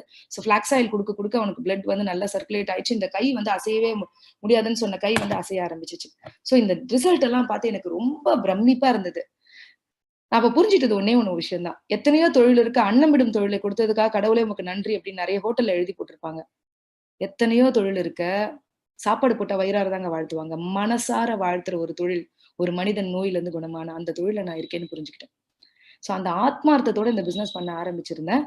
சோ இந்த இடத்துல என்ன நெறைய காசிப் பண்ணுவாங்க. குழந்தைக்கு இவ்ளோ உடம்பு சரியில்ல. இவ எப்படி டிரெஸ் பண்ணிட்டு பாரா பாரு. இதெல்லாம் ஒரு பொழப்பா? எங்க வீட்டுக்கு மேல ஒரு அண்ணா இருந்து சொல்லுவாரு. "சோப்பெல்லாம் விக்க கிளம்பிட்டியாம்மா?" அப்படின்னு சொல்லுவாரு. எனக்கு ஒண்ணே ஒண்ணு தாங்க புரிஞ்சுது. யாருக்குங்க இந்த உலகத்துல அதிகமா காசிப் வரும்? பாப்புலரா இருக்க ஹீரோ, ஹீரோயினுக்கு தானே. உங்களுக்கு காசிப் வரல, கிசுகிசு வரல. நீங்க கொஞ்சம் வருத்தப்படுங்க. நம்ம ஒண்ணுமே பண்ணலன்னு அர்த்தம். ஃபிரெண்ட்ஸ் யாராவது நமக்கு காசிப் பண்ணா சந்தோஷப்படுங்க. ஏன்னா, எனக்கு பைபிள் தான் தெரியும். அதுல ஒரு வார்த்தை இருக்கு. "உன்னை பற்றி இல்லாததும் பொல்லாததும் சொல்லும்பொழுது நீ பேறு பெற்றவள். அப்போது நான் உன்னை ஆசீர்வதிப்பேன்" அப்படின்னு சொல்லிட்டு. ஃபிரெண்ட்ஸ் உங்கள பத்தி நெறைய பேர் இல்லாதது பொல்லாததும் சொல்லும்போது நீங்க சந்தோஷப்படுங்க. கடவுள் அப்பதான் உங்கள பிளஸ் பண்ணுவான்னு எழுதி போட்டிருக்காரு. கரெக்ட்டா? சோ எனக்கு அது புரிஞ்சுது. அப்ப யாருக்கு கிசுகிசு வருமோ அவங்க தான் இந்த உலகத்துல பாப்புலர் ஆக முடியும்னு நான் புரிஞ்சுக்கிட்டேன். அப்ப எனக்கு கிசுகிசு வரத பத்தி நான் கவலைப்படல. நான் கண்டிப்பா நானும் ஒரு பாப்புலர் ஆயிடுவேன் அப்படின்ற ஒரு விஷயம் எனக்கு புரிஞ்சுது. சோ நெறைய லேர்ன் பண்ண ஆரம்பிச்சேன் இந்த பிசினஸ. ஏன்னா, லேர்ன் பண்ணா தான் ஏர்ன் பண்ண முடியும். எனக்கு ஒரே ஒரு விஷயம் தான் இந்த பிசினஸ்ல புரிஞ்சுது. என்ன தெரியுமா? இந்த உலகத்துல தெரியாது, தெரியாது. ஏன்னா நான் பிளஸ் 2 முடிச்சோனே மேரேஜ். உலகமே பெருசா தெரியாதுன்னு சொல்லுவேன். கரெக்ட்டா? நெறைய தெரியாதுங்க. நெறைய வந்து பார்த்தீங்கன்னா, வெளி உலகம் தெரியாது. யாரும் உட்கார்ந்து எனக்கு ப்ராப்பரா கைட் பண்றதுக்கு வீட்ல கூட ஆட்கள் கிடையாது. சோ அப்ப என்ன ஒரே ஒரு விஷயம் புரிஞ்சுதுன்னா, எங்க லேர்ன் பண்றோமோ, அங்க தான் நம்ம பிளான் பண்ண முடியும். கரெக்ட்டா இல்லீங்களா? சோ ஒரே ஒரு விஷயம் தான் ஃபிரெண்ட்ஸ். நான் தெரியாது, தெரியாது இந்த உலகத்துல சொல்லவே இல்ல ஃபிரெண்ட்ஸ். நான் தெரியாது, தெரியாதுன்னு சொல்றத விட, ஒண்ணே ஒண்ணு மட்டும் தான் புரிஞ்சுக்கிட்டேன். என்ன தெரியுமா? இந்த உலகத்துல தெரியாதுன்னு சொல்றத விட, நான் அந்த கத்துக்க ஆரம்பிச்சேன். இந்த உலகத்தையே கத்துக்க முடியும்னு நான் புரிஞ்சுக்கிட்டேன். எனக்கு இங்கிலீஷ் தெரியாது, எனக்கு படிக்க தெரியாது, எனக்கு லேப்டாப் தெரியாது, எனக்கு பேச தெரியாது, எனக்கு ட்ரெய்னிங் பண்ண தெரியாது, எனக்கு மீட்டிங் பண்ண தெரியாது. எதுவுமே நான் சொன்னதே இல்ல ஃபிரெண்ட்ஸ். நான் ஒண்ணே ஒண்ணு மட்டும் தான் புரிஞ்சுக்கிட்டேன். என்ன தெரியுமா? இந்த பிசினஸ்ல நான் கத்துக்கிட்டே இருக்கணும். அப்பதான் நான் ஜெயிக்க முடியும்னு புரிஞ்சுக்கிட்டேன். லேர்ன் பண்ணாதான் நிறைய ஏர்ன் பண்ண முடியும்னு புரிஞ்சுக்கிட்டேன். கத்துக்க ஆரம்பிச்சிட்டேன் இந்த பிசினஸ நல்லா. ஏன்னா எம்டி சார பார்க்க ஆரம்பிச்சதுக்கு அப்புறம் இந்த பிசினஸ நல்லா கத்துக்க ஆரம்பிச்சேன். சோ 12,000 ஆச்சு, 10,000 ஆச்சு, 16,000 ஆச்சு, 16,000 ஆச்சு, 31,000 ஆச்சு. இந்த ஸ்டோரிய நான் சொல்லியே ஆகணும். குழந்தைக்கு வந்து 1 இயர் ஆயிடுச்சு. ஸ்கூலுக்கு போக முடியாத நிலைமை. அவனுக்கு வந்து இந்த உடம்பு ஃபுல்லா நிறைய பிளேட் வச்சிருந்தாங்க. சோ அந்த பிளேட் எல்லாம் ரிமூவ் பண்றதுக்காக ஹாஸ்பிடல் அட்மிட் பண்ணியிருந்தோம். 2ஆம் தேதி அன்னைக்கு அட்மிட் பண்ணியிருந்தோம். 25ஆம் தேதி தான் வெளியில வந்தோம். சோ இந்த 25ஆம் தேதி வெளியில வரோம். சோ அந்த டைம் வந்து பாத்தீங்கன்னா, எனக்கு வந்து பாத்தீங்கன்னா, ஒரு அதுக்கு முந்தின மாசம் 16,000 இன்கம். எல்ஓபின்னா எனக்கு பெருசாலாம் அந்த அளவுக்கு அறிவெல்லாம் கிடையாது. பிளான பத்தின நிறைய தெரியாது. அந்த எஜுகேஷன்லாம் கிடையாது. சோ அப்ப என்னன்னா, என்னோட அப்ளைன் லட்சுமிபுரன் சார் ஃபோன் பண்ணி எனக்கு சொல்றாரு, இந்த மாதிரிமா, நீங்க வந்து ஒரு லைன் வந்து பாத்தீங்கன்னா, நீங்க முடிச்சீங்கன்னா இந்த மாரி 5625 முடிச்சீங்கன்னா, இப்ப 5625 அப்ப வந்து பாத்தீங்கன்னா 9,000 பிவி. 5625 முடிச்சீங்கன்னா, நீங்க வந்து பாத்தீங்கன்னா 90,000 பிவி. 5625 முடிச்சீங்கன்னா, உங்களுக்கு வந்து பாத்தீங்கன்னா எல்ஓபி இருக்கும். உங்களோட இன்கம் ரைஸ் ஆகும் அப்படின்றாரு. 5 நாள் அரவுண்ட் வந்து ஒரு 2,000 பிவி குறையுது. நான் என்ன பண்ணுவேன்? எனக்கு புரியல. ஃபிரெண்ட்ஸ் நெறைய பேர் நெறைய ரீசன் சொல்றீங்க. எனக்கு 5 நாள் தான் டைம். என்னோட ஃப்ரெண்ட் மறக்க முடியாத ஃப்ரெண்ட் டபிள்யூ செல்வி. சோ அவளுக்கு வந்து பார்த்தா சேலத்துல இருந்தா. அந்த லைன்ல தான் எனக்கு எல்ஓபி குறையுது. அவளுக்கு ஃபோன் அடிக்கிறேன். ஃபிரெண்ட்ஸ் இன்னைக்கு எல்லாமே digital friends previous cumulative PV எல்லாத்தையும் பார்த்துடுறீங்க. அன்னைக்கு லேப்டாப் இருக்கும் மோடத்த கனெக்ட் பண்ணிட்டு என்ன பண்ணுவேன்னா, உட்கார்ந்து ஒவ்வொரு நாளும் அந்த மோடத்துல எங்கெங்கெல்லாம் பாயிண்ட்ஸ் குறையுது அப்படின்னு டெய்லி டைரியில எழுதணும். ஏன்னா உங்களுக்கு எந்த கால்குலேஷனும் இருக்காது. நம்ம தான் கால்குலேஷனே பண்ணிக்கணும். எல்லாத்தையும் எழுத ஆரம்பிப்போம். ஆர்டர்ஸ் ஒவ்வொருத்தருக்கும் டெய்லி காலையில இருந்து ஃபோன் பண்ணி நீங்க 500 ரூபாய்க்கு வாங்கிக்கங்க. இந்த மாசம் ஒரு ஸ்பெஷல் ஆஃபர் குடுத்துருக்கோம் அப்படின்னு 300 ஆர்டர், 500 ஆர்டர் இதெல்லாம் வாங்க ஆரம்பிச்சோம். இந்த ஆர்டர் எல்லாம் வந்து பாத்தீங்கன்னா கொரியர் எல்லாம் கிடையாது. இந்த ஆர்டர் எல்லாம் உங்க நோட்ல எழுதணும். எழுதி அடுத்த நாள் காலை மயிலாப்பூர் ஆபீஸ்ல ப்ராடக்ட் வாங்கி டி நகர்ல கொண்டு போய் பார்சல் போட்டாதான் அவளுக்கு சேலம் போகும். அடுத்த நாள் காலையில அந்த சேலத்துல இருந்து அவ பார்சல் எடுத்து திருப்பி அவங்களுக்கு ப்ராடக்ட்ஸ் கொடுப்பா. அதுக்கப்புறம் தான் திருப்பி பிசினஸ் நடக்கும். 5 நாள். ஆனா கடவுள் என்னோட இருந்தாரு. நான் டெய்லி நைட் 3 மணி 4 மணி வரைக்கும் பேச ஆரம்பிச்சேன். தூங்காத இரவுகள் தான். அந்த 5 நாள் தூங்கவே இல்ல. பேசி பேசி பேசி பேசி பேசி ஃப்ரெண்ட்ஸ் எனக்கு 60,000 ரூபாய் ஆர்டருக்கு 70,000 ரூபாய் ஆர்டர் வந்திருந்தது. அந்த மாசம் நான் எல்ஓபி முடிச்சிட்டேன். எல்ஓபி முடிச்ச உடனே 31,000 ரூபாய் இன்கம்ங்க. எங்க வீட்டுக்காரர் அன்னைக்கு தான் நீ என்னம்மா பண்றேன்னு கேட்டாரு. ஏன் தெரியுமா? ஹஸ்பண்ட் சப்போர்ட் பண்ணாத வரைக்கும் ஒரு லேடியால எதுவுமே பெருசா பண்ண முடியாதுங்க. என் ஹஸ்பண்ட் என்னைக்கு என்னோட கைப்பிடிக்க ஆரம்பிச்சாரோ அன்னைக்கு தான் நான் மிகப்பெரிய லெவல்ல வளர்ந்தேன். உண்மை அதுதான். சோ அப்ப என்னன்னா என்னம்மா பண்றேன்னு கேட்டாரு. ஏன்னா அவருக்கு பிசினஸ்ல வந்து பெருசா கான்சன்ட்ரேஷன் இல்ல. ஆனா நான் என்ன பண்ணுவேன், இந்த ஹாஸ்பிடல்ல இருக்கும்போதே என் குழந்தை எப்பெல்லாம் தூங்குறானோ அப்பெல்லாம் போன் எடுத்துட்டு வெளியில ஓடி வந்துருவேன். யார்ட்டெல்லாம் பேசும்போது பேசிக்கிட்டே இருப்பேன். சோ அதுக்கப்புறம் வந்து பாத்தீங்கன்னா, இது ஏதாவது ஒண்ணு பண்ணிக்கிட்டே இருக்கணும். டெய்லி பேசிஸ்ல ஏதாவது ஒண்ணு பண்ணிட்டே இருக்கணும்ன்றது மட்டும் மைண்ட் தாட் சொல்லிட்டே இருந்துச்சு. ஏன்னா நான் என்னோட இன்கம் ரைஸ் பண்ணி காமிச்சேன்னு இந்த டைம்ல என்னோட டீம் எவ்வளவு பெருசா மோட்டிவேட் ஆகும்னு எனக்கு புரிஞ்சுச்சு. சோ அதனால வந்து பாத்தீங்கன்னா, எனக்கு வந்து பாத்தீங்கன்னா ஒரு விஷயம் பிடிக்காதுங்க. என்னன்னா, என் டவுன்லைன் இவங்கள நம்பிட்டு இருந்தேன். அதுக்கப்புறம் இவங்க வந்து பாத்தீங்கன்னா பண்ணவே இல்லன்னு எனக்கு சொல்ல பிடிக்காது. இது என் பிசினஸ். நான் தான் பண்ணணும். நான் தான் செய்யணும். அப்ப நான் தான் பண்ணணும், நான் தான் செய்யணும்ன்றதால நான் யாரையுமே வந்து பாத்தீங்கன்னா, இவங்க பண்ணுவாங்கன்னு எதிர்பார்க்க மாட்டேன். என் பிசினஸ நான் பண்ணணும்னு நெனைப்பேன். டெய்லி நான் அப்படிதான் நெனைப்பேன். இது என் பிசினஸ். நான் தான் பண்ணணும். இது என் பிசினஸ். நான் தான் பண்ணணும். ஒவ்வொரு நாளும் நான் அப்படிதான் என்ன மோட்டிவேட் பண்ணிட்டு ஓடிட்டே இருந்தேன். பயங்கரமான ஒரு இந்த 31,000 இன்கம் வீட்ல இருக்கவங்க எல்லாம் திரும்பி பார்க்க ஆரம்பிச்சாங்க. ஹஸ்பண்ட் நெறைய சப்போர்ட் நான் இனிமே குடுக்குறேன்னு சொல்ல ஆரம்பிச்சாரு. ரொம்ப பெரிய மோட்டிவேஷனோட, மிகப்பெரிய இதோட நான் இந்த ஆரம்பிச்சேன். இந்த பிசினஸ் ரொம்ப லவ் பண்ண ஆரம்பிச்சுட்டேன். ஏன்னா பிகாஸ் என்ன இந்த 31,000 இன்கம் பயங்கரமா லவ் பண்ண வச்சுச்சு. அதுக்கப்புறம் 28,000 அதுக்கப்புறம் 35,000 அதுக்கப்புறம் 40,000 ரூபாய் இன்கம். சோ ஃபிரெண்ட்ஸ் இந்த ஃபர்ஸ்ட் டைம் பாலி சார் வந்தப்போ இந்த மீட்டிங்ல எல்லாரும் ஒரு விஷயத்த சொல்லிட்டே இருந்தாங்க. என்ன தெரியுமா? நான் டைமண்ட் ஆக போறேன். நான் டைமண்ட் ஆக போறேன். மேடை ஏறி எல்லாரும் சொன்னாங்க. அப்பல்லாம் நெறைய லெவல்ஸ்ல இருந்தவங்க எல்லாம் சொன்னாங்க. எனக்கு அப்ப நான் பெரிய லெவல்லயும் இல்லையா? எனக்கு டைமண்ட் ஆகணும்னு ஆசை. எல்லாரும் சொல்றாங்களே பாலி சார் கிட்ட டைமண்ட் ஆகணும், டைமண்ட் நம்மளும் டைமண்ட் ஆகணும். அந்த வெறிய மட்டும் விதையா உள்ள போட்டுக்கிட்டேன். எனக்கு பிளான்லாம் தெரியாது. 4 பேரை டைரக்டர் முடிக்க வச்சா டைமண்ட் அவ்வளவுதான் தெரியும். சோ டைமண்ட் ஆகணும். அதுக்கான ஃபோக்கஸ், அதுக்கான வொர்க் அப்படின்னு சொல்லிட்டு போக ஆரம்பிச்சேன்.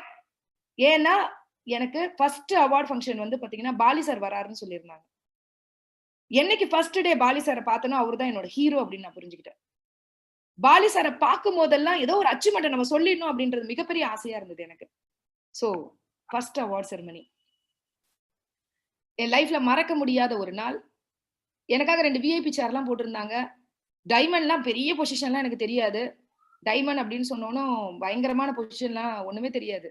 ஆனா, நான் இந்த வந்து பாத்தீங்கன்னா, ஒரு பட்டு சாரி கட்டியிருப்பேன் இல்லையா? இந்த பட்டு சாரி கட்டினத பாத்துட்டு ராஜன் சார் வந்து போனோனே கேட்ட பட்டு சாரி பார்த்தோனே யூனிஃபார்ம் போடலையான்னு கேட்டாரு. ரொம்ப கோச்சுக்கிட்டாரு என் மேல. நான் வந்து பாத்தீங்கன்னா சொன்னேன், சார் யூனிஃபார்ம்லாம் எதுக்கு சார்? நான் வர மொட்டைலாம் அடிச்சிருக்கேன் சார். யூனிஃபார்ம்லாம் போட்டா பர்சனாலிட்டியே இருக்காது சார் அப்படின்னு சொல்லிட்டு. அவருக்கு அதெல்லாம் புரியல.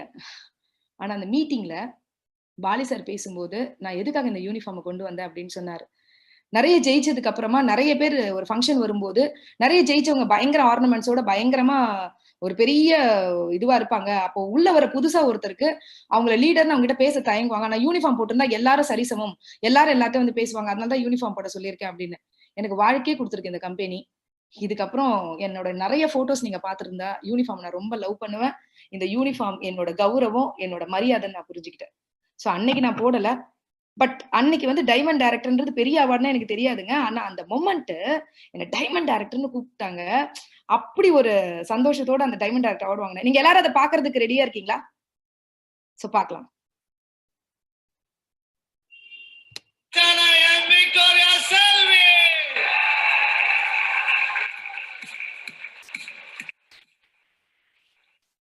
Once again.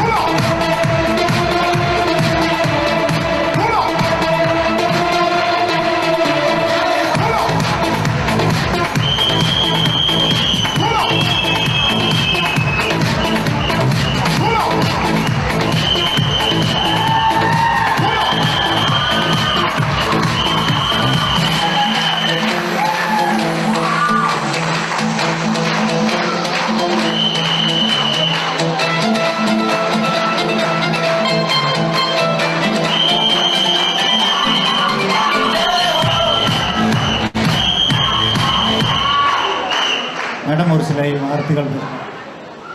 Good morning friends.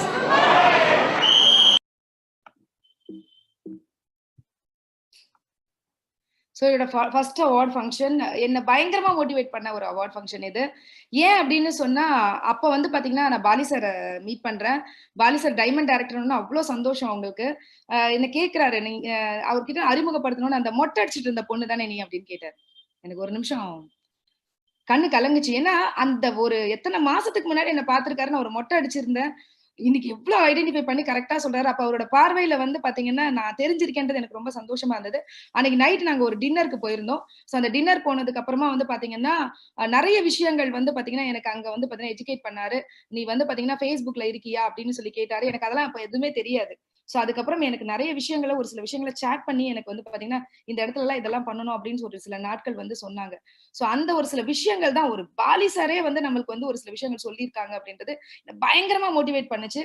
So அதுக்கப்புறமா நான் என்ன பண்ணேன், அவங்க கொடுத்த அந்த டைம், அந்த ஐடியா, அதுக்கப்புறம் இந்த பிசினஸ் வந்து பாத்தீங்கன்னா இன்கம் பயங்கரமா எனக்கு ரைஸ் ஆக ஆரம்பிச்சிச்சு. 67,000 ஆச்சு, 83,000 ஆச்சு, 82,000 ஆச்சு. Crown director. சோ அடுத்ததா வந்து பாத்தீங்கன்னா பாலி சார் வந்து VLCக்காக சென்னை வராங்க அப்படின்ற மாதிரி சொன்னாங்க. அவரை பார்க்கும்போதெல்லாம் அச்சீவ்மெண்ட் சொல்லணும் அப்படின்றதுக்காக கிரவுன் டைரக்டர் முடிச்சேன். சோ VLC செமினார் முடிச்சுட்டு கிரவுன் டைரக்டர் முடிச்சேன். சோ 79,000 ஆச்சு, 86,000 ஆச்சு. என்னோட ஃபர்ஸ்ட் ஃபாரின் ட்ரிப். இந்த ஃபாரின் ட்ரிப் அப்படின்றதும் என்னோட பெரிய கனவுகள். அப்படின்னா நான் ஃபிளைட்ல வந்து டெல்லி கூட போனது கிடையாதுங்க. என் ஹஸ்பண்ட கேட்பேன், நல்லா சம்பாதிச்சதுக்கு அப்புறம் ஒரே ஒரு டெல்லி கூட்டு போயிட்டு வரீங்களா அப்படின்னு. நான் டெல்லி கூட போனது கிடையாது. சோ ஃபர்ஸ்ட் வந்து ராஜன் சார் வந்து பாத்தீங்கன்னா டெல்லிக்கு வந்து பாத்தீங்கன்னா கூட்டிட்டு போயிட்டு தான் அதுக்கப்புறம் யூரோப் கூட்டு போனாங்க. அதுக்கப்புறம் டெல்லியில போய் தாஜ்மஹால்லாம் பார்த்துட்டு அதுக்கப்புறம் தான் போனோம். First flight, first trip. இந்த ட்ரிப்ல நான் ஒரு விஷயத்த கத்துக்கிட்டேன். என்ன தெரியுமா? இந்த ட்ரிப்ல நெறைய பேர் வந்திருந்தாங்க. எம்டிஸ் எல்லாம் இவ்ளோ நல்லா பழகுவாங்கன்னு புரிஞ்சுக்கிட்டேன். நெறைய பேர் வந்து நல்ல ரிச் கேட்டகரியில இருக்கவங்க நெறைய பேர் வந்திருந்தாங்க. அவங்ககிட்டலாம் நான் பேசும்போது, "நீங்க எதுக்கு இந்த பிசினஸ் பண்றீங்க?" அப்படின்னு கேட்டா அவங்க சொல்லுவாங்க, "எங்களோட ட்ரீம்க்காக இந்த பிசினஸ் பண்றோம்" அப்படின்னு. எனக்கு ஒரே ஒரு விஷயம் தாங்க புரிஞ்சது. அவங்கலாம் ட்ரீம்க்காக பண்றாங்க. நான் நீடுக்காக பண்றேன். அப்ப நீடி. இந்த பிசினஸ்ல 2 கேட்டகரி இருப்பாங்க. ஒருத்தர் நீடி, இன்னொருத்தர் ட்ரீமர். நான் நீடி. அப்ப நான் இன்னும் எவ்வளவு சின்சியரா பண்ணேன் இந்த பிசினஸ. அத புரிஞ்சுகிட்டு வந்தேன். என்னோட ஃபர்ஸ்ட் ட்ரிப் குழந்தைக்கு ஆக்சிடென்ட் ஆனதுனால பெருசா ட்ரெஸ்ஸஸ்லாம் கூட அந்த மாசம் ஃபுல்லா வந்து பாத்தீங்கன்னா, நெறைய நாட்கள் ட்ரெஸ் எடுக்கிறதுக்கே போச்சு. பார்த்து ட்ரெஸ் எடுத்துட்டு போயிட்டு பண்ணோம். சோ அதுக்கப்புறமா ட்ரிப் போயிட்டு வந்தேன். ரொம்ப இன்ட்ரெஸ்ட் ஆயிட்டேன் இந்த பிசினஸ்ல. ஏன்னா இந்த உலகம் ஃபுல்லாவே நெறைய இன்ட்ரெஸ்டான விஷயங்கள் இருக்கு. சோ நம்ம தயாராயிட்டோம்னா இந்த உலகம் ஃபுல்லாவே நம்ம பார்க்க முடியும்னு நான் புரிஞ்சுக்கிட்டேன். சோ அதுக்கப்புறம் involvement. Tell me, I will teach. So tell me, I will forget. Teach me, I will remember. Involve me, I will learn. Friends, சொன்னா மறந்துருவோம். கத்து கொடுத்தா ஞாபகம் வச்சுப்போம். இன்வால்வ் பண்ணி விட்டுட்டோம்னா நிறைய கத்துப்போம். நான் இந்த பிசினஸ்ல புரிஞ்சுக்கிட்டது, இது என்னோட பிசினஸ். நான் இன்வால்வ் ஆயிட்டேன். அந்த மாதிரி தான் உங்க கீழ ஒவ்வொருத்தருக்கும் நீங்க சொல்லிக் கொடுங்க, டீச் பண்ணுங்க, அவங்கள இன்வால்வ் பண்ண விடுங்க.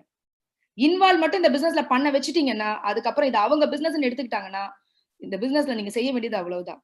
இந்த பிசினஸ் உங்களுக்கு தேவை 6 பேர். இந்த 6 பேருக்கு முதல்ல சொல்லி கொடுங்க. அதுக்கப்புறம் அவங்களுக்கு வந்து பாத்தீங்கன்னா கத்து கொடுங்க. அவங்க கத்து கொடுக்குறாங்களான்னு கவனிங்க. ஒரு ஸ்டேஜ்ல அவங்க இன்வால்வ் ஆயிடுவாங்க. இன்வால்வ் ஆயிட்டா இது அவங்க பிசினஸ்னு புரிஞ்சுக்கிட்டாங்கன்னா, உங்களுக்கு லைஃப்ல சக்சஸ் வந்துரும். சோ இன்வால்வ் ஆனதுக்கு அப்புறம் இம்ப்ரூவ்மெண்ட் வர ஆரம்பிச்சிடும். இன்ட்ரெஸ்டும் இன்வால்வ்மெண்ட்டும் தாங்க இம்ப்ரூவ்மெண்ட். என்னைக்குமே நான் வந்து நாளைக்குன்னு எந்த விஷயத்தையும் தள்ளி போட்டதே கிடையாதுங்க. எந்த சூழ்நிலை இருந்த போதும். குழந்தைக்கு ஆக்சிடென்ட் ஆன சூழ்நிலையா இருக்கட்டும், எதையுமே நாளைக்கு நான் தள்ளி போட்டதே கிடையாது. இதை ஏன் இப்படி சொல்றேன் அப்படின்னு சொன்னா, நிறைய நாட்கள் நான் டிராவல் பண்ணியிருக்கேன். இந்த டிராவல் பண்ணும்போது இனிஷியல் டேஸ்ல எல்லாம் என்கிட்ட காசு கூட இருக்காதுங்க. எங்க வீட்ல எல்லாம் வந்து பாத்தீங்கன்னா, வெளியில எல்லாம் அந்த மாதிரி அனுப்ப மாட்டாங்க. ஆனா நான் வந்து ஏசி கம்பார்ட்மெண்ட் புக் பண்ணிட்டவோ, இல்ல போற அளவுக்கெல்லாம் வசதி கூட கிடையாது. நார்மலா புக் பண்ணும்போது பாத்தீங்கன்னா, வெயிட்டிங் லிஸ்ட்ல இருக்கும். கிடைக்காது டிக்கெட்டு. சோ அந்த மாதிரி டைம் எல்லாம் எத்தனையோ நாட்கள் சூட்கேஸ் மேல டாய்லெட் பக்கத்துல எல்லாம் உட்கார்ந்து நான் டிராவல் பண்ணியிருக்கேன். மனசு அந்த டைம்ல எல்லாம் ரொம்ப வலிக்கும். ஆனா எனக்கு மனசு ஒண்ணு சொல்லிக்கிட்டே இருக்கும். நான் கண்டிப்பா பெருசா வரப்போறேன்றத மட்டும். எந்த சூழ்நிலை கஷ்டம் வந்தாலும் என்ன நிறைய பேர் வர சொல்லுவாங்க என்ன. அவுட் ஆஃப் ஸ்டேஷன்லாம் ஏங்க நான் என்னைக்குமே என்ன லேடியா நினைச்சதே கிடையாதுங்க. நிறைய பேர் என்ன நினைக்கிறோம் அப்படின்னு சொன்னா, நாம ஒரு லேடி, நம்மளால எல்லாம் பண்ணவே முடியாது அப்படின்னு நினைக்கிறோம். ஃப்ரெண்ட்ஸ், ஒரு விஷயத்தை நல்லா புரிஞ்சுக்கோங்க. பெண்களால இந்த பிசினஸ் நல்லா பண்ண முடியும். ஏன் தெரியுமா? ஆண்கள் நிறைய பேரால எல்லார் வீட்டுக்குள்ளேயும் நுழைஞ்சிட முடியாது. பெண்கள் ஈஸியா நுழைய முடியும். ஆண்கள் ஒருத்தர்கிட்ட போய் ஒரு லேடி கிட்ட டக்குன்னு பேசிட முடியாது. பெண்கள் பேசிட முடியும். அதை விட ஒரு பெரிய விஷயம் சொல்லட்டுமா? நம்ம உன்னதமான எவ்வளவு அற்புதமான ஆண்கள் கூட இருக்கோம், என்ன மாதிரி ஒரு சமுதாயத்துல பிறந்திருக்கோம்னு. நிறைய இந்த உலகத்துல ஆண்களும் நம்மள மாதிரிதான் கஷ்டப்படுறாங்க, நம்மள மாதிரிதான் வேலை செய்யறாங்க, நம்மள மாதிரிதான் எல்லாமே பண்றாங்க. ஆனா இந்த உலகத்துல ஒரு பெண் ஜெயிச்சா அவளை தலையில தூக்கி வச்சு கொண்டாடுற உலகத்துல அந்த மாதிரி ஒரு சொசைட்டில நம்ம பிறந்திருக்கோம்னா, அப்ப நம்ம தானங்க சூப்பரா பண்ணணும். எத்தனையோ ஆண்கள் என்னோட ஜெயிச்சிருக்காங்க, ஆனா என்னதானே தூக்கி கொண்டாடிட்டு இருக்காங்க. அப்ப அந்த மாதிரி கொண்டாடுற சமுதாயத்துல நம்ம பிறந்திருக்கோம் அப்படின்னா, அப்ப லேடி அப்படின்னு சொல்லிட்டு எப்பவுமே சாதாரணமா பாக்காதீங்க. இன்னொன்னு, பெண்களுக்கு தாங்க தாய்மை குணம் அதிகம். குழந்தைய வளர்க்கறத விட என்னங்க பெரிய டாஸ்க் இருக்கு? அந்த குழந்தைய அவ்வளவு ஆர்வமா வளர்க்குறோம். டீம் வளர்க்கறது கஷ்டம். இன்னொரு விஷயம் சொல்லட்டுங்களா? லேடிஸ்க்கு தான் சகிப்புத்தன்மையும் பொறுமையும் அதிகம். நிறைய இந்த பிசினஸ் சொல்லும்போது நிறைய பேர் ரீசன் வந்து இவங்க ஒத்துக்க மாட்டேங்கிறாங்க, அவங்க ஒத்துக்க மாட்டேங்கிறாங்க, வீட்டுல ஒத்துக்க மாட்டேங்கிறாங்க, வீட்டுல பிரச்சனை பண்றாங்க. நான் சொல்லுவேன், பொறுமையும் சகிப்புத்தன்மையோட இருங்க அப்படின்னு சொல்லிட்டு. கரைக்க கரைக்க கல்லே கரையுது, வீட்டுக்கார கரைய மாட்டாரு. எல்லாமே கரையுங்க நம்ம சக்சஸ் ஆக ஆக. இதை நான் புரிஞ்சுக்கிட்டேன். அதனால இம்ப்ரூவ்மெண்ட் ஆகணும்ன்றதுக்காக நான் என்னைக்குமே என்ன பெண்ணா நினைக்கல. ஒவ்வொரு பெண்குள்ளேயும் ஒரு ஆண் இருக்கான். அந்த ஆண் என்னைக்கு விழிக்கிறானோ அப்ப அந்த பெண் மிகப்பெரிய லெவல்ல ஜெயிப்பா. எனக்குள்ள ஒரு ஆண் இருந்தா அதை நான் வெளிக்க வச்ச. இன்னைக்கு வந்து பாத்தீங்கன்னா ஒரு நாள் கூட ரீசன் அப்படின்னு நான் சொன்னதே கிடையாதுங்க. நான் டெய்லி என்ன செய்யணுமோ அதை நான் டெய்லி செஞ்சிருவேன். நாளைக்கு அப்படின்ற எந்த விஷயமும் என் லைஃப்ல நான் தள்ளி போட்டதே கிடையாது. சோ இன்னைக்கு என்ன செய்யணுமோ அதை செய்வேன். ஏன்னா இன்னைக்கு என்னவோ அதுதான் நாளைக்கு, நாளைக்கு என்னவோ அதுதான் அடுத்த நாள். அப்ப இன்னைக்கு நம்ம என்ன செய்யறோமோ அதோட வெற்றி தான் நாளைக்கு கிடைக்கும்ன்றதை நான் புரிஞ்சுட்டு வேலை செய்ய ஆரம்பிச்சேன். சோ 1,05,000 ஆச்சு, 1,25,000 ஆச்சு, 1,36,000 ஆச்சு, 1,29,000 ஆச்சு, 1,34,000 ஆச்சு, 1,64,000 ஆச்சு. சோ துபாய் போயிட்டு வந்தேன். போயிட்டு வரும்போது என்னோட நிறைய ரூபன் சார் இருப்பாரு இதுல. அதுக்கப்புறம் என்னோட உலகமே தெரியாத நிறைய லேடிஸ். சோ இந்த லேடிஸ் தான் என்னோட பெரிய பலம்ங்க.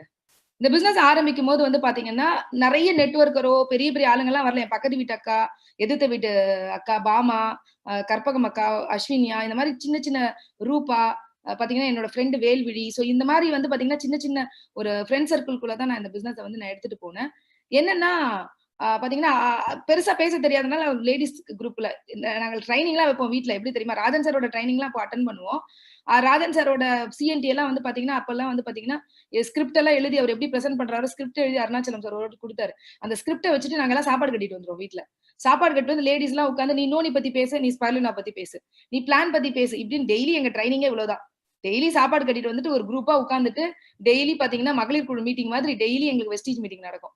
இந்த மாதிரி சின்ன சின்ன விஷயங்கள் எல்லாமே கத்துக்கிட்டு தான் பாத்தீங்கன்னா நாங்க எல்லாருமே ஒரு குரூப்பா வளர்ந்து ஒரு 40,000 வருமானம் வர வரைக்கும் பாத்தீங்கன்னா என்னோட லேடிஸ் டீம் தான். அதுக்கப்புறம் என் டீம்ல வந்து ஒரு ஃபர்ஸ்ட் நெட்வொர்க்கர் வந்து பாத்தீங்கன்னா ரூபன் சார். சோ அதுக்கப்புறம் வந்து பாத்தீங்கன்னா துபாய் போயிட்டு வந்தோம். துபாயில வந்து ஒரு 6 பேரோட 1,90,000, 2,01,000, 2,08,000. அதுக்கப்புறம் என்னோட first car Nissan Sunny car எடுத்தேன்.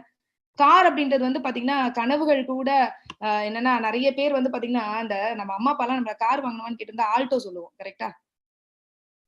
இன்னைக்கு அந்த காலத்துல அது கூட சொல்லியிருக்க மாட்டோம். இப்ப வந்து பாத்தீங்கன்னா ஒரு பாத்தீங்கன்னா இப்ப இருக்கிற குழந்தைங்ககிட்ட இல்ல ஒரு கொஞ்சம் இளைஞர்கிட்ட போய் கேட்டு பாருங்க, BMW, பென்ஸ், ஆடின்னு சொல்லுவான். ஒரு 4 வயசு குழந்தைகிட்ட கேளுங்களேன் என்ன கார் வேணும்னு. அது லம்போகினி அப்படின்னு சொல்லுது. லாம்போகினி, ஃபெராரி அப்படி சொல்றாங்க. கரெக்டா ஃப்ரெண்ட்ஸ்? கனவுகள் மட்டும் நம்ம பசங்களுக்கு எல்லாம் பெருசாயிடுச்சு. ஆனா நம்ம வந்து பாத்தீங்கன்னா அவங்களோட எதிர்காலம் தெரியாம ஒரு வாழ்க்கை வாழ்ந்துட்டு இருக்கோம் அப்படின்னு நம்ம புரிஞ்சுக்கணும். அப்ப நம்ம பசங்க வந்து நம்மள கார்ல கொண்டு போவாங்கன்றதெல்லாம் மாத்தி இன்னைக்கு வந்து நான் ஃபர்ஸ்ட் ஒரு கார் எடுத்தேன். இந்த காருக்குமே ஒரு ஸ்டோரி இருக்கு. இந்த கார் வந்து கார் வாங்கணும்ன்ற ட்ரீம் போர்டு சொல்லுவாங்க. அதுல வந்து நிசான் சன்னியை சும்மா அந்த டைம் போயிட்டு கிடைச்ச பிக்சர்னு ஒட்டி வச்சாங்க. கடைசியில எத்தனை கார் பார்த்தோம் நிசான் சன்னி தான் வந்துச்சு. சோ இதுக்குமே ஒரு ஸ்டோரி இருக்கு. சோ எனக்கு டைம் குறைவா இருக்கிறதுனால நான் ஸ்கிப் பண்ணிட்டு போறேன். சோ என்னோட டீம் ஃபர்ஸ்ட் நான் கார் எடுக்கும்போது என்னோட டோட்டல் டீம்ல இருந்து எல்லாருமே வந்திருந்தாங்க. ஒரு கார் ஷோரூம்ல இந்த மாதிரி ஒரு விழா. ஏன்னா உலகத்துல வந்து பாத்தீங்கன்னா நம்ம கார் வாங்கணும் நம்ம சொந்தக்காரர் கூட சொல்ல மாட்டோம்.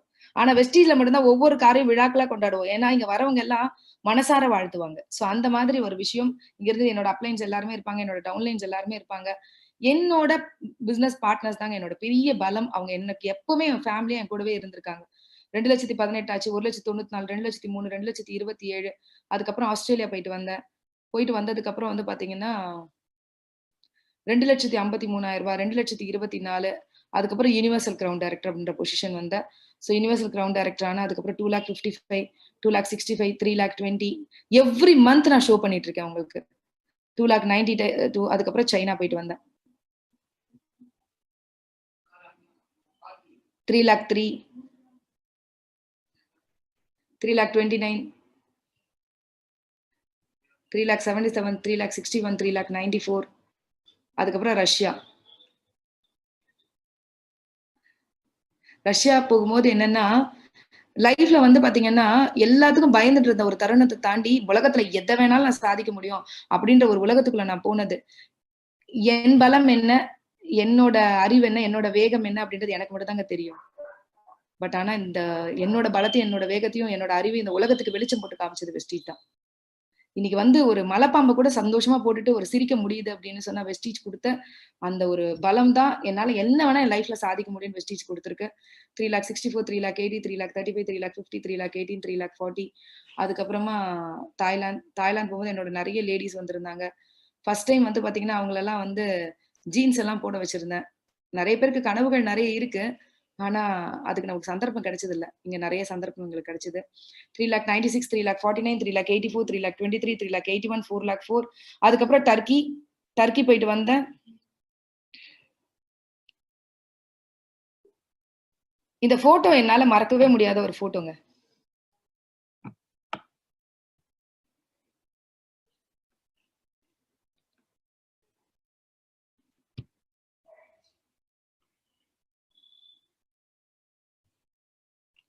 ஏன்னா என்னோட மேரேஜ்க்கு கூட நான் பெருசா மேக்கப் பண்ணிக்கல அப்படின்னு நான் சொன்னேன்ல.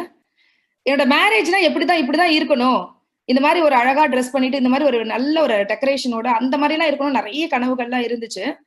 பட் 16 வருஷம் கழிச்சு ராஜன் சார் வந்து பாத்தீங்கன்னா அந்த டைம்ல வந்து பாத்தீங்கன்னா சொல்லியிருந்தாரு, எல்லாரும் பட்டு வேட்டி பட்டு புடவை தான் கட்டணும் அப்படின்னு.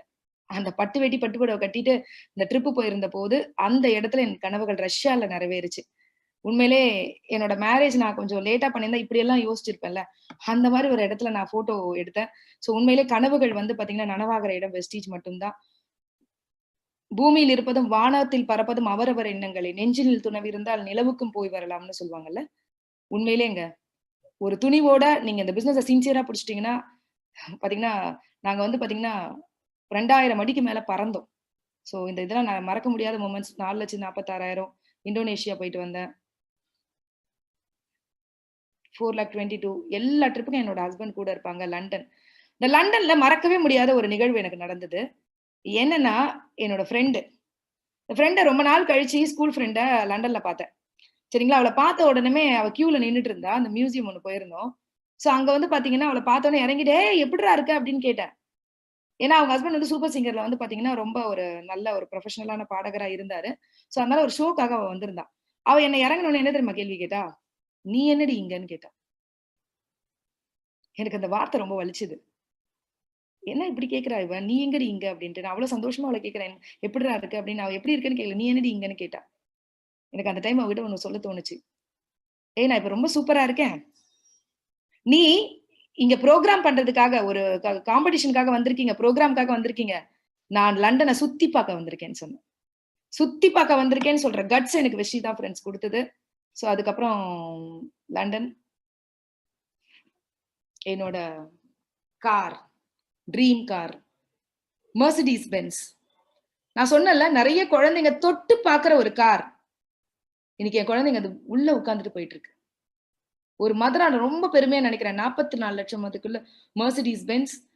பாத்தீங்கன்னா, இந்த கார் வாங்கும்போது உண்மையிலேயே வந்து பாத்தீங்கன்னா, ஒரு ப்ரௌடா நான் என்னைக்கு சொன்னேன்ல என் குழந்தை வந்து கேட்டான் ஒரு கேள்வி, "அம்மா நம்ம இப்படிதான் இருப்போமா? மேலயே வரமாட்டோமா?" அப்படின்னு சொல்லிட்டு. என்னை எத்தனையோ பேர் வந்து பாத்தீங்கன்னா டிஸ்கரேஜ் பண்ணாங்கன்னு சொன்னேன்ல. ஃபிரெண்ட்ஸ் நீங்க இப்படி போயிட்டே இருக்கீங்க. திரும்பி போகும்போது எல்லாருமே உங்களுக்கு எப்படி பார்த்தா உங்கள பார்த்தா வேற மாதிரி தான் தெரியும். ஆனா நீங்க திரும்பி போய் பாருங்க. ரிட்டர்ன் வரும்போது BMW, ஆடி, பென்ஸ்ல வரும்போது இந்த சமுதாயம் உங்கள பார்த்து அண்ணாந்து பார்க்கும். சோ இன்னைக்கு இந்த கார்ல போகும்போது எல்லாரும் எங்கள அண்ணாந்து பார்க்குறாங்க. சோ அந்த பார்வை அப்படின்றது வேணும்னா முதல்ல சாக்ரிஃபைஸ் பண்ணுங்க. அதுக்கப்புறம் கண்டிப்பா நெறைய விஷயங்கள் உங்களுக்கு கிடைக்கும். சோ இது என்னோட கார் வாங்குன மொமெண்ட் இதெல்லாம். எப்பவுமே என்னோட இருக்கிற என்னோட டீம். ஏன்னா வந்து பாத்தீங்கன்னா, ஒவ்வொரு ஃபங்ஷன்லயும் என்னோட ஃபேமிலியா என்னோட கூட இருந்து ஒவ்வொரு விஷயங்களும் நான் போடுற மாலையில இருந்து, நான் என்ன பண்ணணும்ன்றது, நான் வைக்கிற கேக்ல இருந்து எல்லா விஷயங்களையும் கொண்டாடக்கூடிய ஒரு அற்புதமான பார்ட்னர்ஸ் தான் என்னோட இருக்கிற எல்லா பார்ட்னர்ஸுமே. அந்த மாரி என்னோட கொண்டாடக்கூடிய என்னோட பார்ட்னர்ஸ் ஒவ்வொருத்தருக்கும் நான் தேங்க்ஸ் சொல்றேன். சோ அதுக்கப்புறம் அபுதாபி, ஸ்பெயின், என்னோட ஃபினான்ஷியல் இயர் இன்கம்ஸ். ஃப்ரெண்ட்ஸ் ஒரு ₹176 ஆரம்பிச்சதுல என்னோட ஜர்னி. நீங்க மத்ததெல்லாம் விட்டுருங்க நான் ஸ்டார்ட் பண்ணதுன்னு சொல்றேன். ஃபர்ஸ்ட் ஃபினான்ஷியல் இயர் வெஸ்டில இருந்து ஒரு ₹1,69,841 ஏர்ன் பண்ணியிருந்தேன். செகண்ட் ஃபினான்ஷியல் இயர் வெஸ்டில இருந்து 12,38,171 ஏர்ன் பண்ணியிருந்தேன். தேர்ட் ஃபினான்ஷியல் இயர் 27,64,542 ஏர்ன் பண்ணியிருந்தேன். Fourth financial year 41,41,845. Fifth financial year, sixth financial year, seventh, eighth, ninth. இது வரைக்கும் நான் வெஸ்டில சம்பாதித்த வருமானம் லாக்டவுனுக்கு முன்னாடி வரைக்கும் 3,22,39,824 சம்பாதிச்சிருந்தேன். லாக்டவுன். ஃப்ரெண்ட்ஸ் மார்ச்ல லாக்டவுன் ஆரம்பிச்ச டைமா? சோ அந்த டைம்ல வந்து பாத்தீங்கன்னா பாதி நாட்கள் பெருசா பிசினஸ் நடக்கலையா? ஒரு 3,83,000 சம்பாதிச்சிருந்தேன். ஏப்ரல் மாசம் உலகமே ஸ்தம்பிச்சு போயிருந்தது. உலகத்துல வந்து பாத்தீங்கன்னா நோயை தவிர வேற எதுவுமே பேசல நம்மலாம். ஆனா வெஸ்டில இருந்து எனக்கு 2,43,000 வந்திருந்தது. ஒரு நிமிடம் கண் கலங்குச்சு. ஏன்னா நிறைய பேருக்கு வேலை இல்ல, நிறைய பேருக்கு பிசினஸ் இல்ல, நிறைய பேருக்கு வேலை போயிடுச்சு, நிறைய பேருக்கு பாதி சம்பளம், நிறைய பேருக்கு 30% தான் சம்பளம். அந்த மாதிரி எல்லாரும் புலம்பிட்டு இருந்த ஒரு டைம்ல வெஸ்டீஜ் அப்படின்ற இடத்துல நான் டெடிகேஷனா என்னோட வாய்ப்பை கொடுத்து டெய்லி நான் என்ன செய்யணுமோ அதை கரெக்டா செஞ்சு நான் என்னோட ஒர்க்கை பார்த்துக்கிட்டே இருந்ததுனால என்ன நடந்துச்சு அப்படின்னு சொல்லி பாத்தீங்கன்னா 2,43,000 எனக்கு டான் வந்து அக்கௌண்ட்ல விழுந்தது. ஏன்னா வெஸ்டீஜோட எஸ்டாப்ளிஷ் பண்ணிருக்காங்க. இன்னைக்கு வந்து பாத்தீங்கன்னா 4,500 ஆபீஸ் ஆல் ஓவர் இந்தியால எசென்ஷியல் ப்ராடக்ட். இனிமே இந்த உலகத்துல 2 விஷயம் தான் இருக்கும்னு நான் புரிஞ்சுக்கிட்டேன். ஒன்னு லைஃப், இன்னொன்னு லிவிங் குட்ஸ். லைஃப்கான ப்ராடக்ட்ஸ் மட்டும் தான் இனிமே உலகத்துல போவோம். வெஸ்டி லைஃப்கான ப்ராடக்ட் வச்சிருக்கா இல்லையா? இன்னொன்னு லிவிங் குட்ஸ். அப்ப பாத்தீங்கன்னா அன்றாடம் அத்தியாவசியமான பொருட்கள் இது ரெண்டுமே இங்க இருக்கு. அதனாலதான் அந்த லாக்டவுன் பீரியட்ல கூட எந்த தடையுமே இல்லாம எங்க வியாபாரம் நடந்தது. புதுசா யாரும் வரல. ஆனா எல்லாரும் வீட்டுக்கு வாங்கினாங்க. 2,43,000 இன்கம். மே மாதம் எனக்கு மேஜிக் புரிய ஆரம்பிச்சிச்சு. மொபைல்ல சும்மா வந்து பாத்தீங்கன்னா ஜூம்ல வந்து போன்லயே பேச ஆரம்பிச்சிருந்தேன். ஜூன் மாதம் நிறைய கத்துக்கிட்டேன் டெக்னாலஜியா. ஏன்னா வீட்டுல வைஃபை போட்டேன். ஏன்னா அப்ப ரெட் அலர்ட் ஏரியாங்கிறதுனால வைஃபை கூட போட முடியல. சோ மேல வந்து வைஃபை போட ஆரம்பிச்சேன். நிறைய பேச ஆரம்பிச்சேன். சோ அதுக்கப்புறமா வந்து பாத்தீங்கன்னா ஜூன்ல வந்து பாத்தீங்கன்னா லேப்டாப், ஜூம் நிறைய மீட்டிங்ஸ் இந்த மாதிரி எல்லாம் கண்டக்ட் பண்ண ஆரம்பிச்சிட்டேன். சோ ஒரு விஷயத்த புரிஞ்சுக்கிட்டேன். ஒருத்தரை நான் போய் சந்திக்கிறதுக்கு 2 நாள் 3 நாள் ஆகும். ஒரு கண்ட்ரி விட்டு கண்ட்ரி போனோம்னா நிறைய நாட்கள் ஆகும் இல்லையா? ஆனா ஒரு செகண்ட்ல நான் நினைச்சா இந்த டிஜிட்டல் உலகத்துல ஒருத்தரை மீட் பண்ணிட முடியும் அப்படின்னு நான் புரிஞ்சுக்கிட்டேன். சோ ஜூன் மாதம் என்னோட இன்கம் 5,50,000 லட்சம் ரூபாய். ஜூலை மாதம் என்னோட இன்கம் 7,10,000 ரூபாய். ஆகஸ்ட் மாதம் என்னோட இன்கம் 6,72,000 ரூபாய். நேத்து இன்கம் எல்லாருக்கும் ஜென்ரேட் ஆச்சுல. என்னோட இன்கம் 6,85,896 ரூபாய். ஃப்ரெண்ட்ஸ், இந்த லாக்டவுன்ல மட்டும் 35,000+ வந்து நான் earn பண்ணிருக்கேன்.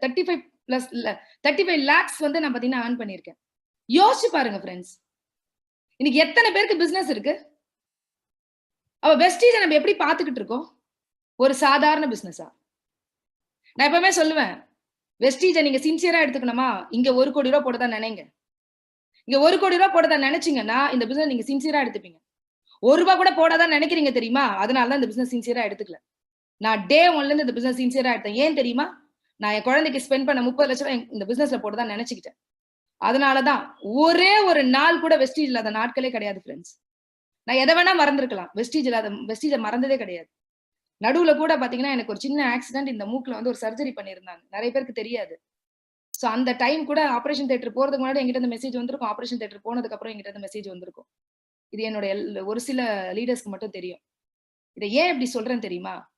நான் அவ்வளவு லவ் பண்றேன் இந்த பிசினஸ. தப்பு என்ன இருக்கு ஃப்ரெண்ட்ஸ்? அந்த அளவுக்கு வெறித்தனமா லவ் பண்றதால என்ன? இன்னைக்கு என் குடும்பம் மாறி இருக்கு, என்னோட லைஃப் ஸ்டைல் மாறி இருக்கு, என்னோட எல்லாமே மாறி இருக்கு. இன்னைக்கு ஒரு நிரந்தர வருமானம், என்னோட பசங்களை பத்தின கவலையே இல்லாத ஒரு வாழ்க்கை, இது எல்லாமே எனக்கு வெஸ்டீஜ் தான் கொடுத்திருக்கு. ஃப்ரெண்ட்ஸ் மத்தியில எனக்கு ஒரு பெரிய கௌரவம். ஏன்னா பிகாஸ் முன்னாடி எல்லாம் வந்து பாத்தீங்கன்னா ஃப்ரெண்ட்ஸ் எல்லாம் நம்மள மதிக்க கூட மாட்டாங்க. இன்னைக்கு எல்லா ஃப்ரெண்ட்ஸ் மத்தியிலும் ஒரு கௌரவம். விக்டோரியானா ஒரு ஸ்பெஷல். விக்டோரியா கிட்ட இன்னைக்கு ஒரு ஐடியா கேட்கலாம், ஏதாவதுனா விக்டோரியா கிட்ட வந்து பாத்தீங்கன்னா ஒரு கவுன்சிலிங் உட்காரலாம் அப்படின்ற அளவுக்கு ஒரு மரியாதை என் ஃப்ரெண்ட்ஸ் மத்தியில கிடைச்சிருக்கு. ஃபேமிலி ஃப்ரெண்ட்ஸ், எத்தனை ஃபேமிலி இன்னைக்கு ஹாப்பியா இருக்கு? நம்ம நினைப்போம் நம்ம ஃபேமிலியை ரொம்ப ஹாப்பியா வச்சுக்கணும் அப்படின்னு. நிறைய பிரச்சனைகளால, காம்ப்ரமைஸ் லைஃப்னால ஒவ்வொரு நாள் முகத்தை பார்த்து அம்மா அப்பா பேசிக்கிறோமா? இல்ல ஹஸ்பண்ட் ஒய்ஃப் பேசிக்கிறோமா? குழந்தைங்களோட பேச டைம் இருக்கா? எதுவுமே இல்ல. ஆனா இன்னைக்கு எல்லா சந்தோஷத்தோட எங்க ஃபேமிலி என்ஜாய் பண்ணிட்டு இருக்கு வெஸ்டீஜ் மூலமா. ஃபேம், இதை நான் சொல்லியே ஆகணும். 4 செவத்துக்குள்ள ஒரு சின்ன உலகத்துக்குள்ள மட்டுமே தெரிஞ்சிருக்க வேண்டிய விக்டோரியா இன்னைக்கு எவ்வளவு பேருக்கு தெரிஞ்சிருக்கேன். இது நான் ரொம்ப ரொம்ப சந்தோஷமா நினைக்கிறேன். இன்னைக்கு ஐடிஎஸ்ஏ இந்த புக்ல ஒரே ஒரு பேர் வருமானு யோசிச்சிருக்காங்க. வெஸ்டீஜ்ல இன்னைக்கு என்னோட ஸ்டோரிய வந்து கொடுத்திருக்காங்க இந்த புக்ல. அப்ப இது எனக்கு கிடைச்ச பெருமையா? இல்ல ஃப்ரெண்ட்ஸ். வெஸ்டீஜ்ல யாரெல்லாம் வந்து ரொம்ப சக்சஸ்ஃபுல்லா பண்றீங்களோ அவங்க அத்தனை பேருக்கும் பெருமையை கொடுக்கறதுக்கு வெஸ்டீஜ் காத்துக்கிட்டு இருக்கு. சோ இது எனக்கு கிடைச்ச பெரிய ப்ரௌடா நான் நினைக்கிறேன். ஏன்னா எனக்கு இந்த பிசினஸ் ஆரம்பிக்கும் போது பெரிய அறிவோ, பெரிய படிப்போ, பெரிய சொத்து பத்தோ, பெரிய பணபலமோ எதுவுமே கிடையாது ஃப்ரெண்ட்ஸ். நான் ஒன்னே ஒண்ணு புரிஞ்சுக்கிட்டேன். இந்த உலகத்துல தனியா ஒருத்தரால ஜெயிக்க முடியுமான்னு கேட்டா ரொம்ப இனிமே கஷ்டம். அப்ப கூட்டமா சேர்ந்து எல்லாரும் ஜெயிக்கக்கூடிய ஒரு வியாபாரம் இருக்குன்னா அது நெட்வொர்க் மார்க்கெட்டிங் துறை தான். அப்ப நான் மிடில் கிளாஸ் அப்படின்னு ஒரு விஷயத்த சொல்லிட்டு இருந்தேன். வாழ்க்கையில 2 கிளாஸ் தான், ஒன்னு ரிச், இன்னொன்னு புவர். இப்ப புவர்னு சொல்ல நமக்கு எல்லாம் தைரியம் இல்ல, அதனால சமாதானத்துக்கு நம்மளே ஒரு வார்த்தையை போட்டுக்கிறோம், மிடில் கிளாஸ்ன்னு. அப்ப நம்மளோட வாழ்க்கையில நம்ம அப்பர் கிளாஸ்க்கு போகணும் அப்படின்னா நம்ம வாழ்க்கையில நிறைய விஷயங்களை வந்து பாத்தீங்கன்னா சாக்ரிஃபைஸ் பண்ணணும் அப்படின்னு. ஆனா அந்த சாக்ரிஃபைஸ் பண்ணதுக்கு விளைவு வெஸ்டீஜ் அப்படின்ற ஒரு நிறுவனத்துல இருந்ததுனால இன்னைக்கு என்னோட டைம் கூட்டப்படல, பெருக்கப்பட்டு இருக்கு, மல்டிப்ளை ஆயிட்டு இருக்கு. சோ கடவுள் எல்லாருக்கும் 24 மணி நேரம் தான் ஃபர்ஸ்ட் கொடுத்திருக்காரு. இதை கூட்ட முடியுமா, குறைக்க முடியுமான்னு ஒரு கேள்வி கேட்டீங்கன்னா முடியாதுன்னு சொல்லுவோம். ஆனா நிறைய பேர் இந்த உலகத்துல கூட்டியிருக்காங்க. நம்ம டெய்லி 8 மணி நேரம் யாரோ ஒரு 1 ஹவருக்கு கொடுத்து குறைச்சிக்கிட்டு இருக்கோம். அப்போ சிஸ்டம்ன்ற ஒரு வார்த்தை எல்லாரும் கேள்விப்படுறோம். SYSTEM, save your self, time, energy. இதோட மல்டிபிளிகேஷன் தான் மணி. யாரும் தன்னோட 24 மணி நேரத்துல எல்லாம் பணக்காரன் ஆக முடியாது ஃப்ரெண்ட்ஸ். தன்னோட நேரத்தையும் தன்னோட எனர்ஜியும் யார் பெருக்க கத்துக்கிறாங்களோ அவங்கதான் இந்த உலகத்தோட பெரிய பணக்காரர்கள் அப்படின்னு நான் புரிஞ்சுக்கிட்டேன். அதை வெஸ்டீஜ்ல இம்ப்ளிமெண்ட் பண்ண அதுதான் எனக்கு பெரிய சக்சஸ் எனக்கு கொடுத்துருக்கு. இன்னைக்கு வந்து வெஸ்டீஜ்ல வந்ததுக்கு அப்புறமா நிறைய அவார்ட்ஸ், வெஸ்டீஜ்ல இல்ல வெளியிலயும் உமன் எக்கனாமிக் ரெஃபார்மர் அவார்ட்ல இருந்து கிடைச்சிருக்கு. அது மட்டும் இல்ல ஃப்ரெண்ட்ஸ், நிறைய ஸ்கூல்ல வந்து பாத்தீங்கன்னா நிறைய குடியரசு தினமோ இல்ல சுதந்திர தினத்துக்கோ என்னை கூப்பிட்டு வந்து கொடியேற்ற சொல்லும் போது உண்மையிலேயே நெஞ்சார நெகிழ்ந்து போயிருக்க அந்த தருணங்கள்லாம். வெஸ்டீஜ்ல பெரிய ஃபங்க்ஷன்ல ஒரு லீடிங் லேடியா என்னை கூப்பிட்டு கௌரவிக்கும் போது நிறைய இடத்துல பெருமைப்பட்டிருக்கேன். இன்னைக்கு வெஸ்டீஜோட லீடிங் லேடி. ஃப்ரெண்ட்ஸ், வெஸ்டீஜ்ல பெண்களுக்கு மிகப்பெரிய அங்கீகாரம் கொடுப்பாங்க ஃப்ரெண்ட்ஸ். அந்த மாதிரி ஒரு உன்னதமான நிறுவனத்துல நம்ம இருக்கோம். உண்மையிலேயே வந்து பாத்தீங்கன்னா இந்த போட்டோ ஷூட் கூட வந்து பாத்தீங்கன்னா பாலிவுட்டுக்கு மேக்கப் பண்ற மிகப்பெரிய மேக்கப் ஆர்டிஸ்ட் தான் வந்து எங்களை மேக்கப் பண்ணாங்க. சோ அந்த அளவுக்கு ஒவ்வொன்றையும் பார்த்து வெஸ்டீஜ் பண்ணிட்டு இருக்கு. பெண்களுக்கு மிகப்பெரிய அங்கீகாரம் கொடுத்துக்கிட்டு இருக்க ஒரு நிறுவனம். சோ இன்னைக்கு அவார்ட் செரிமனி ஃப்ரெண்ட்ஸ். ஒரு அவார்ட் செரிமனிக்கு நான் போனேன்னா என் கூட செல்ஃபி எடுக்கிறவங்க மட்டுமே எனக்கு தெரிஞ்சு குறைஞ்சபட்சம் 5000 இருந்து 10,000 பேர் இருப்பாங்க. அப்ப அந்த செல்ஃபி எடுக்கும் போதுதான் எனக்கு ஒண்ணு தோணும் ஃப்ரெண்ட்ஸ், என் அழகுக்காக யாரும் செல்ஃபி எடுக்கல ஃப்ரெண்ட்ஸ். ஒரு பெண்ணுக்கு கிடைச்ச உன்னதமா இதை நான் நினைக்கிறேன். நான் இன்ஸ்பிரேஷன், விக்டோரியா மேடம் மாதிரி வரணும் அப்படின்னு நிறைய பேர் என்னோட செல்ஃபி எடுத்துக்கும் போது இதை விட ஒரு பெண்ணுக்கு என்ன ஃப்ரெண்ட்ஸ் வேணும்? பாப்புலரா இருக்க ஹீரோயினி கூட தோல் சொரங்கன்னா மார்க்கெட் போயிடும் ஃப்ரெண்ட்ஸ். வாழ்க்கையில சக்சஸ் ஆகி பாருங்க, சக்சஸோட டேஸ்ட் என்னன்னு அனுபவிச்சு பாருங்க. அதுக்கு என்னைக்குமே மார்க்கெட் குறையாது ஃப்ரெண்ட்ஸ். எங்க போனாலும் மகாராணி வாழ்க்கை தான். ஏன்னா பாலி சார் எனக்கு லண்டன்ல ஒரு பேர் வச்சாரு, குயின் விக்டோரியா அப்படின்னு சொல்லிட்டு. சோ இன்னைக்கு உண்மையிலேயே சொல்றேன் ஃப்ரெண்ட்ஸ், எந்த இடத்துக்கு போனாலும் சக்சஸ் ஆயிட்டீங்கன்னா ஒரு மகாராணி மாதிரி தான் உங்களை பாக்குறாங்க. அந்த மாதிரி மகாராணி வாழ்க்கை தான் இது. ஒரு பெண்ணுக்கு கிடைக்கிற பெரிய உன்னதம். அதனால சக்சஸ் ஆகுங்க, சக்சஸோட டேஸ்ட் அனுபவிங்க. அது உங்களோட புகழோட உச்சிக்கு கொண்டு போகும். சோ அது மட்டும் இல்ல, என்னோட சின்சியர் ஹார்ட்ஃபுல் தேங்க்ஸ் என்னோட மனதார, என்னோட பாத்தீங்கன்னா இதயத்துல இருந்து நான் நன்றி சொல்றேன் என்னோட ஒவ்வொரு ஈச் அண்ட் எவ்ரி பார்ட்னர்ஸ்க்கும். ஏன்னா நீங்க இல்லாம நான் இல்ல. என்னோட ஃபேமிலி, எப்பவுமே என்னோட ஃபேமிலியாவே இருக்கக்கூடிய என்னோட ஒவ்வொரு ஈச் அண்ட் எவ்ரி டவுன்லைனுக்கும் நான் தேங்க்ஸ் சொல்றேன். சோ நான் ஒரு சில லீடர்ஸை மட்டும் நான் இங்க அறிமுகப்படுத்துறேன். Mister Ismail Khan double crown டைரக்டரா இருக்காரு என்னோட பிசினஸ்ல. ஃபயர் கான்னு சொல்லுவோம். இந்த பிசினஸ் எடுக்கும் போது வந்து பாத்தீங்கன்னா அவருக்கு வந்து பாத்தீங்கன்னா நிறைய பிரச்சனைகள் இருந்தது. அந்த பிரச்சனையில வீட்டுல சாப்பாடு கூட கொடுத்து அனுப்ப மாட்டாங்க. பட் எத்தனை மணிக்கு போன் பண்ணி கேட்டாலும் ஃபீல்ட்ல இருக்கேன்னு சொல்லுவார். அந்த அளவுக்கு டெடிகேஷனா இந்த பிசினஸ் பண்ணிட்டு ரொம்ப எக்ஸலண்டா என்னோட டீம்ல இருக்கிற one of the pillar mister Ismail Khan double crown director and mister Ruben sir. கண்டிப்பா சொல்லியே ஆகணும், என்னோட டீம்ல வந்த முதல் நெட்வொர்க்கர் மட்டும் இல்லைங்க, எனக்கு நிறைய விஷயங்களை நெட்வொர்க் பத்தி சொல்லி கொடுத்தவர். இந்த இடத்துல இதெல்லாம் மாத்திக்கோமா, இந்த இடத்துல இதெல்லாம் செய்யுமா, இந்த இடத்துல இதெல்லாம் பண்ணுமா, இந்த இடத்துல இப்படி போகணும், இந்த இடத்துல இப்படி இருக்கணும் அப்படின்னு நிறைய விஷயங்களை எனக்கு டீச் பண்ணவர். சோ அந்த மாதிரி இன்னைக்கு வரைக்கும் என் கூடவே இருந்து எந்த ஒரு விஷயம் எடுத்தாலும் என்னோட சப்போர்ட்டா இருந்து என்னோட இருக்கக்கூடிய ஒரு அற்புதமான லீடர் மிஸ்டர் ரூபன் சார். இவர் வந்த ஒரு ஸ்டோரி எல்லாம் சொல்லணும்னா நிறைய பேர் சொல்லுவாங்க லிஸ்ட் எழுதும் போது இவங்க வந்து பாத்தீங்கன்னா செய்வாங்க செய்ய மாட்டாங்க அப்படிலாம் லிஸ்ட் எழுதாதீங்க. எனக்கு இந்த ரூபன் சாரை கொடுத்தவர் ஒரு லேடி ஷர்மிலாக்கா அப்படின்னு சொல்லிட்டு, அவங்க ஒரு நல்ல ரிச். பட் அவங்களுக்கு நான் வேண்டாம் அப்படின்னு பிசினஸ் நினைச்சிருந்தா அவங்க ஹனி பார்ல ரொம்ப லைக் பண்ணி அதுக்கப்புறமா ரூபன் சாருக்கு தங்கச்சியா இருந்தா ஜாயின் பண்ணுன்னு கேட்டாங்க. இன்னைக்கு அவங்க பிசினஸ்ல இல்ல ஃப்ரெண்ட்ஸ். ஆனா எனக்கு பெரிய பிசினஸ் ஒரு பெரிய பில்லரா இன்னைக்கு ரூபன் சார் இருக்காரு. So thank you so much sir. And Venkatarama Raju sir, இவங்க வந்து பாத்தீங்கன்னா திருப்பதி, என்னோட ஆந்திராவோட ஒரு பெரிய டீம் லீடர். இவங்க ஆந்திராவை உருவாக்குனதுல இவருக்கு ஒரு மிகப்பெரிய பங்கு இருக்கு. சோ அந்த அளவுக்கு ஒரு எக்ஸலண்டான leader mister Venkatarama Raju. And பாத்தீங்கன்னா universal crown director mister AKR Vaidyanathan sir. இவங்க வந்து என்னோட பிசினஸ்குள்ள வந்தாங்க. பட் இன்னைக்கு என்னோட ஃபேமிலியில ஒரு நல்ல ஃப்ரெண்டா இருக்காங்க, என்னோட ஒரு நல்ல ஃப்ரெண்டு.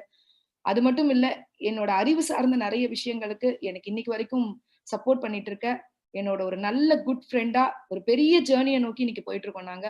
சோ அந்த மாதிரி என்னோட எப்பவுமே துணையா இருக்கக்கூடிய ஒரு நல்ல ஃப்ரெண்ட் என்னோட family friend mister AKR Vaidyanathan sir. And mister and missus Sekar Rukmani ma'am. இவங்களை பத்தி நான் சொல்லணும்னா ஹஸ்பண்ட் அண்ட் ஒய்ஃப்னா அத உழைப்பு டெடிகேஷன் அப்படின்னா இவங்க 2 பேர் தாங்க சொல்லணும். எப்பவுமே 2 பேருமே பாத்தீங்கன்னா உழைச்சுக்கிட்டே இருப்பாங்க, ஓடிக்கிட்டே இருப்பாங்க.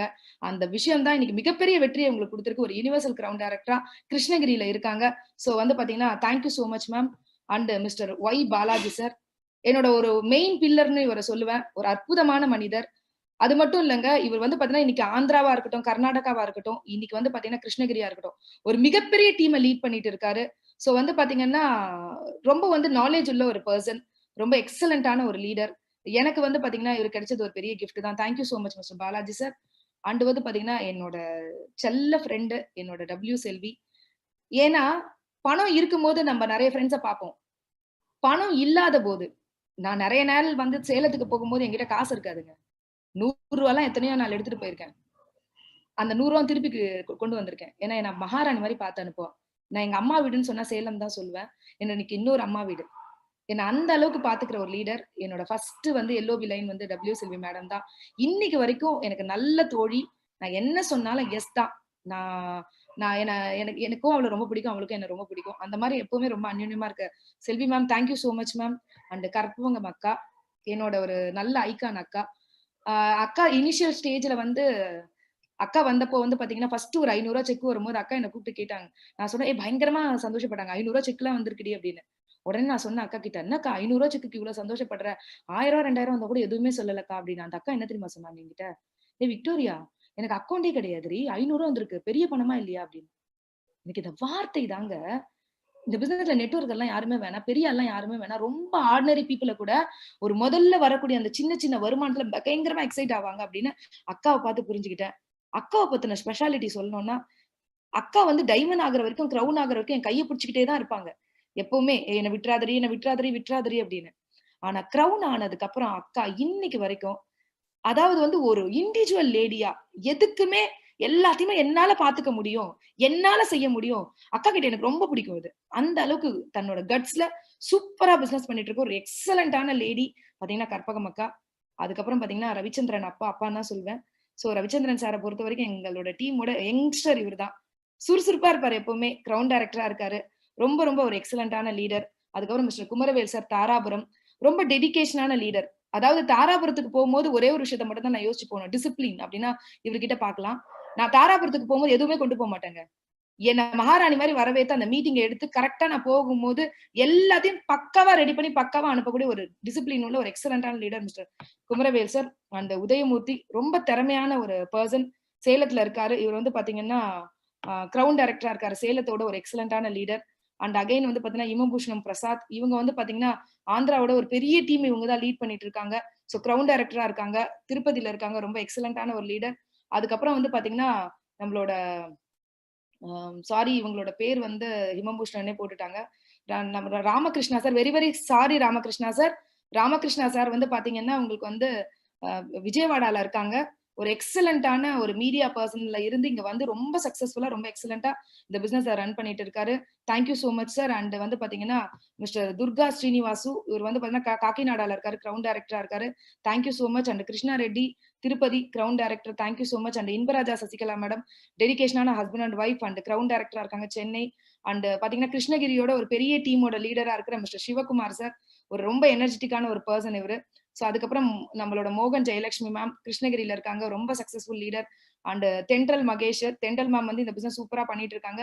தென்றல் மகேஷ் அவங்க வந்து பாத்தீங்கன்னா கிருஷ்ணகிரி கிரவுண்ட் டைரக்டரா இருக்காங்க. அண்ட் வந்து பாத்தீங்கன்னா சேகர்வேல் சித்ரா மேம் நம்ம ரூபன் சார் டீம்ல இருக்கக்கூடியவங்க. திருச்சியில இருக்கக்கூடிய என்னோட கிரவுண்ட் டைரக்டர். அண்ட் சென்னையில இருக்கக்கூடிய மிஸ்டர் ரதா ரவிகாந்த் இவங்க ஒன் ஆஃப் த பில்லரா இருக்காங்க. அண்ட் மகாலட்சுமி பாத்தீங்கன்னா கிரவுண்ட் டைரக்டர் இப்பதான் கிரவுண்ட் டைரக்டர் ஆனாங்க. ஒரு ரொம்ப எனர்ஜெட்டிக்கான ஒரு எக்ஸலண்டான லேடி. அண்ட் வினோதினி மேடம் இப்ப புதுசா கிரவுண்ட் ஆகி ரொம்ப சக்சஸ்ஃபுல்லா பண்ணிட்டு இருக்காங்க. அதே மாதிரி என்னோட ஃபர்ஸ்ட் ஜாயினிங் என்னோட பிரதர். நான் சொன்னேன் இல்லையா என்னோட ஃபர்ஸ்ட் ஜாயினிங் நான் சொன்ன உடனே எஸ் சொல்லிட்டு சைன் போட்டது எங்க 2 பேர் தான். என்னோட பிரதர் அண்ட் என்னோட ஹஸ்பண்டோட தம்பி ஒய்ஃப் வேல்விழி. இவங்க 2 பேருமே வந்து பாத்தீங்கன்னா இன்னைக்கு ஒரு டைமண்ட் டைரக்டரா ரொம்ப சக்சஸ்ஃபுல்லா இந்த பிசினஸ் பண்ணிட்டு இருக்காங்க. சோ அதுக்கப்புறமா வந்து பாத்தீங்கன்னா என்னோட ரொம்ப டியரஸ்ட் ஃப்ரெண்டு பாத்தீங்கன்னா என்னோட சொன்ன உடனே அண்ணா எனக்காக நான் அப்படின்னு சொன்னோன்னா உடனே வந்து கேஷ் எடுத்து கொடுத்து அவங்களோட பாமா வந்து என்னோட அனுப்பி என்னோட பிசினஸ் பண்ண வச்ச ஒரு எக்ஸலண்டான லீடர் டைமண்ட் டைரக்டரா இருக்காங்க. அண்ட் அஸ்வினியா மேம் இப்ப டைமண்ட் டைரக்டர் ரொம்ப நல்லா சம்பாதிச்சிட்டு இருக்காங்க. அண்ட் நம்மளோட திருவச்சூர் டிஎல்சிபியோட ஓனர் என்னோட நல்ல ஃப்ரெண்டு இந்திரா மேம் டைமண்ட் டைரக்டரா இருக்காங்க. ஸோ அண்ட் அதுக்கப்புறம் சிவசங்கரி மேம் ஒசூர்ல இருக்காங்க. ஸோ அதுக்கப்புறமா வந்து பாத்தீங்கன்னா ரவிக்குமார் சார் அண்ட் காக்கிநாடால இருந்து. அதுக்கப்புறம் நம்மளோட Karunanidhi sir and Soundari madam இவங்க வந்து சென்னை. அதுக்கப்புறம் Rupavathi diamond director Chennai. Vasanthi ma'am diamond director Chennai. And Santhosh Pandey ரொம்ப காமெடியா ரொம்ப நிறைய விஷயங்களை வந்து சின்சியரா பண்ணக்கூடிய ஒரு அற்புதமான பர்சன் சென்னையில இருக்காரு. And diamond director Subramanian sir திருப்பதியில இருக்காரு. அதுக்கப்புறம் Bhavanikumar ma'am Chennai. And Shankar sir diamond director. And அதுக்கப்புறம் வந்து பாத்தீங்கன்னா ராகுல் sir Kota. And Kottaiah sir வந்து கோட்டா. அதுக்கப்புறம் வந்து பாத்தீங்கன்னா பிரியா மேம் அதுக்கப்புறம் வாசவி மேம் இவங்க எல்லாம் வந்து பாத்தீங்கன்னா காக்கிநாடா கோட்டால இருக்காங்க. அமர்நாத் சார் நாயுடுபேட்டா. அண்ட் வந்து பாத்தீங்கன்னா வைத்தியநாதன் சார் மேச்சேரி. அண்ட் நம்மள Balakrishna sir Chennai. And Ramachandran sir Palacode. தாராபுரத்துல இருந்து Duraisamy sir, Saravanan sir, and Bhaskar sir, and Mariappan sir. இன்னைக்கு என்னோட பில்லர்ஸா நிறைய பேர் இருக்காங்க. ஸோ அந்த வந்து பாத்தீங்கன்னா ஒரு போட்டோ நான் மிஸ் பண்ணிட்டேன், ரொம்ப சாரி. பவானி மேடம் வந்து பாத்தீங்கன்னா கோயம்புத்தூர்ல இருந்து, ரொம்ப ரொம்ப சாரி மேடம், இருந்துச்சு ஒரு போட்டோ எப்படி மிஸ் பண்ணன்னு தெரியல, ரொம்ப சாரி. ஸோ பவானி மேடம் கோயம்புத்தூர்ல இருந்து, ஸோ அவங்களும் இப்ப டைமண்ட் டைரக்டரா இருக்காங்க. ஸோ என்னோட கார், நான் ஒரு 3 கார்கள் இன்னைக்கு வச்சிருக்கேன். அது மட்டும் இல்லாம என்னோட டீம்ல வந்து நிறைய பேர் கார்கள் வாங்கியிருக்காங்க. ஸோ அவங்களோட போட்டோஸ். என்னோட ரியல் ஹீரோங்க. தாமரையோட தண்ணியோட உயரம் எவ்வளவோ தாமரையோட உயரம் அவ்வளவு அப்படின்னு சொல்லுவாங்கல்ல. இன்னைக்கு நான் தாமரையா உயர்ந்து நிறைய பேருக்கு தெரியுறேன்னா தண்ணியா இருந்து என்ன உயர்த்துற ஒரு அற்புதமான மனிதர். ஒரு வார்த்தைகளால இவருக்கு நன்றி சொல்லிட முடியாதுங்க. ஏன் தெரியுமா? ஒரு பெண் பிசினஸ் பண்ணும்போது கணவரா எவ்வளவு சாக்ரிஃபைஸ் பண்ணணும் தெரியுமா? ஒவ்வொரு விஷயங்களும் காலைல ஏஞ்ச உடனே பாத்தீங்கன்னா ஃபேஸ் வாஷ் பண்ணிட்டு பாத்தீங்கன்னா டக்குன்னு வந்து ஒரு செல்போன் எடுத்துட்டு உட்கார்ந்துருவாங்க. எல்லா விதத்திலயும் எல்லா இடத்துலயும் என்ன அட்ஜஸ்ட் பண்ணி என்ன பாத்துக்கிறதுனால தான், இந்த ஹீரோ இருக்கிறதுனால தான் நான் ஹீரோயினியா இருக்கேன். ஃப்ரெண்ட்ஸ், நிறைய ஜென்ஸ் உங்க லேடிஸ்க்கு தயவு செய்து இந்த பிசினஸ் பண்ண சப்போர்ட் பண்ணுங்க. உங்களை ஹீரோ ஆக்கி காமிப்பாங்க, அவங்க ஹீரோயினாவும் மாறுவாங்க. சோ என்னோட ஹீரோ, நான் இன்னைக்கு மனசார அவருக்கு தேங்க்ஸ் சொல்றேன். அண்ட் என்னோட காட்ஃபாதர் கௌதம் பாலி சார், இவங்க எனக்கு இனிஷியலா கொடுத்த ஒரு சில விஷயங்கள் தான் இன்னைக்கு நான் வந்து ரொம்ப சக்சஸ்ஃபுல்லா இருக்கிறதுக்கு காரணமா இருக்கேன். இன்னைக்கு என்னோட மென்டர் டாக்டர் RS ராஜன் சாரை பத்தி சொல்லணும் அப்படின்னா, இனிஷியல் டேஸ்ல விக்டோரியான்னு ஒருத்தவங்க இருக்காங்க, நல்லா பண்றாங்கன்னு இவருக்கு சொல்லிட்டே இருப்பாங்க இல்லையா, அதை சொல்றதை கேட்டுதான் நான் அந்த பூரிப்புல தான் வளர்ந்தேன்.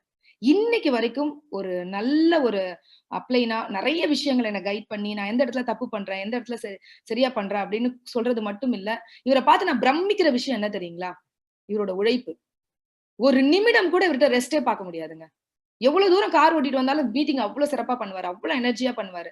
அது மட்டும் இல்லங்க, ஒரு நாள் கூட சார் கிட்ட இருந்து தான் நான் கத்துக்கிட்டேன். ஒரு நாள் கூட வெஸ்டீஜை வந்து தவறாம செய்யணும்ன்றத ராஜன் சார் தான் நான் கத்துக்கிட்டேன். ஒரு அற்புதமான பர்சன். இன்னைக்கு வந்து பாத்தீங்கன்னா இவர் நமக்கெல்லாம் மென்டரா இருக்கிறது ரொம்ப நம்ம பிளஸ்டுங்க. ஏன்னா நிறைய பேர் மென்டர்னு சொல்லுவாங்க, ஆனா என்ன செய்வாங்க அப்படின்றது தெரியாது. ஆனா இன்னைக்கு ஒவ்வொருத்தருக்கும் மென்டர்ஷிப் பண்ணிட்டு இருக்காரு. எந்த லெவல்ல யார் இருந்தாலும் அவங்க கூட பேசுவாரு. அது மட்டும் இல்ல, இன்னைக்கு நம்ம இனிஷியலா செய்யற எல்லா விஷயங்களையும் அவர் கூட இருந்து செஞ்சுக்கிட்டு இருக்காரு. அவர் ஒரு CNTல இருந்து வெபினார்ல இருந்து அத்தனை விஷயங்களுமே அந்த மாதிரி பார்த்து ஒவ்வொருத்தருக்கும் போய் ரீச் ஆகணும் எல்லாமே அப்படின்னு நினைக்கிற ஒரு உன்னதமான மனிதர். உங்க எல்லாருக்கும் தேங்க்ஸ் சொல்றேன். Thanks to Vestige management. வெஸ்டீஜ் மேனேஜ்மெண்ட்ல இருக்கிற Gautam Bali sir, and Deepak sir, Kanwar sir, and Ankul Agarwal sir, and என்னோட சென்னை பிரான்ச்ல இருக்கக்கூடிய எங்களோட மேனேஜர் சதீஷ் சார். ஜென்யூனா ஏதாவது ஒரு விஷயம் இருந்தா கண்டிப்பா அதை உடனே செஞ்சு கொடுக்கக்கூடிய ஒரு அற்புதமான ஒரு மேனேஜர். அண்ட் இருக்கக்கூடிய ஒரு ஸ்டாஃப்க்கும் நான் தேங்க்ஸ் சொல்லுவாங்க. இவங்கெல்லாம் இல்லாம நாங்க இல்லைங்க. இவங்கெல்லாம் நீங்க வந்து பாத்தீங்கன்னா எங்களை மாதிரி சம்பாதிக்க முடியாது, இவங்கெல்லாம் ஒரு ஸ்டாஃப் தான். ஆனா ஸ்டாஃப் மாதிரி இல்லாம எங்க ஃபேமிலியில ஒருத்தரா எங்களுக்கு நிறைய சப்போர்ட் பண்றதுனால தான் எங்களால பண்ண முடியுது.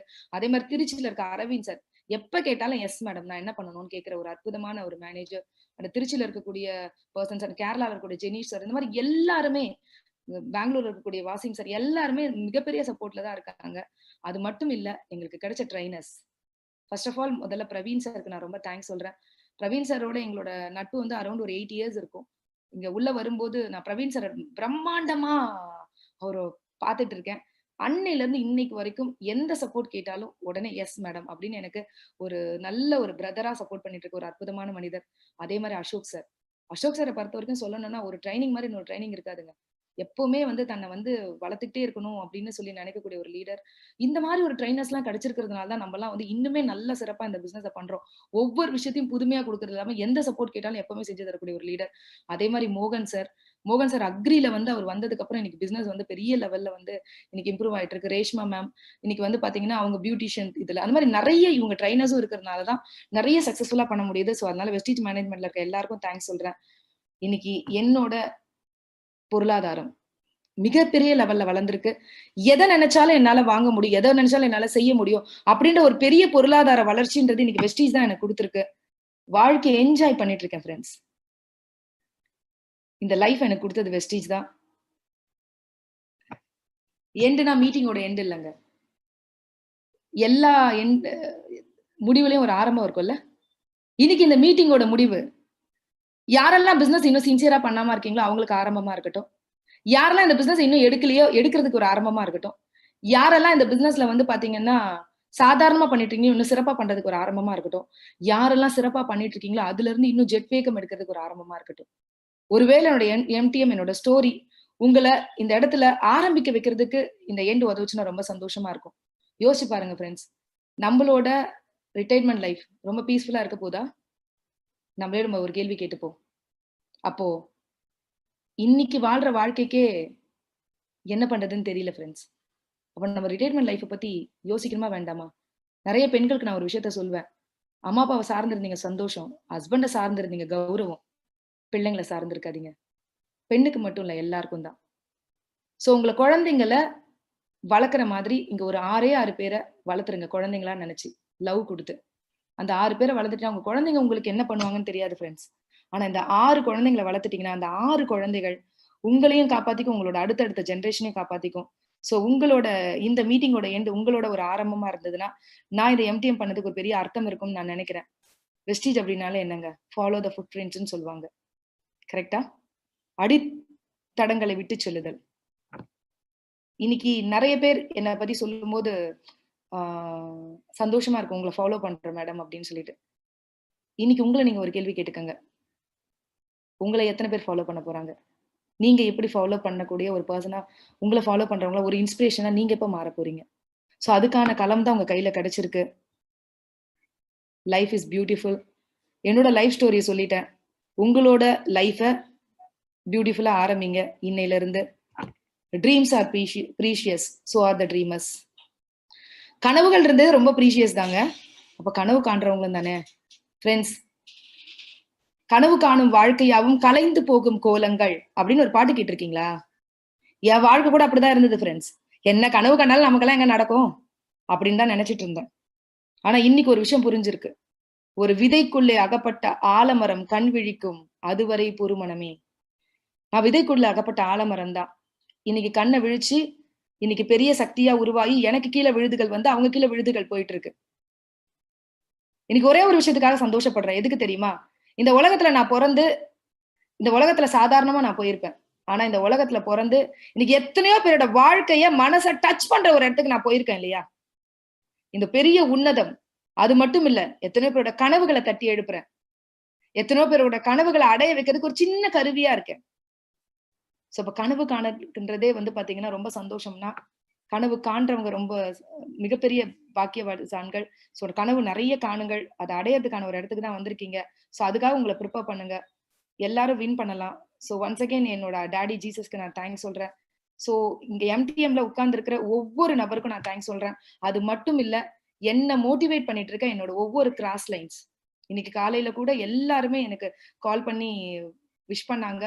சோ ஒவ்வொரு லைன்ல இருக்கக்கூடிய லீடர்ஸ், ஏன்னா நீங்க உங்க மனசுல என்ன வச்சிருக்கிறதுனாலயும், நீங்க என்ன வந்து ஒவ்வொரு இடத்துலயும் பேசுறதுனாலயும் தான் இந்த பிரபஞ்ச சக்தி என்ன வளர்த்துக்கிட்டு இருக்கு. அதனால என்னோட ஈச் அண்ட் எவ்ரி வெஸ்டீஜ் ஃபேமிலில இருக்கிற ஈச் அண்ட் எவ்ரி பர்சனுக்கும் நான் தேங்க்ஸ் சொல்றேன். So wish you wealth. Thank you so much. மீண்டும் மிகப்பெரிய சக்சஸ்களோட எப்பவுமே ஒரு இன்ஸ்பிரேஷனா உங்களை நான் திரும்ப திரும்ப சந்திக்கிறேன். இந்த டிஜிட்டல் எம்டிஎம்ல உங்களை சந்திச்சதுல எனக்கு ரொம்ப happy. So thank you so much. Wish you well. Thank you.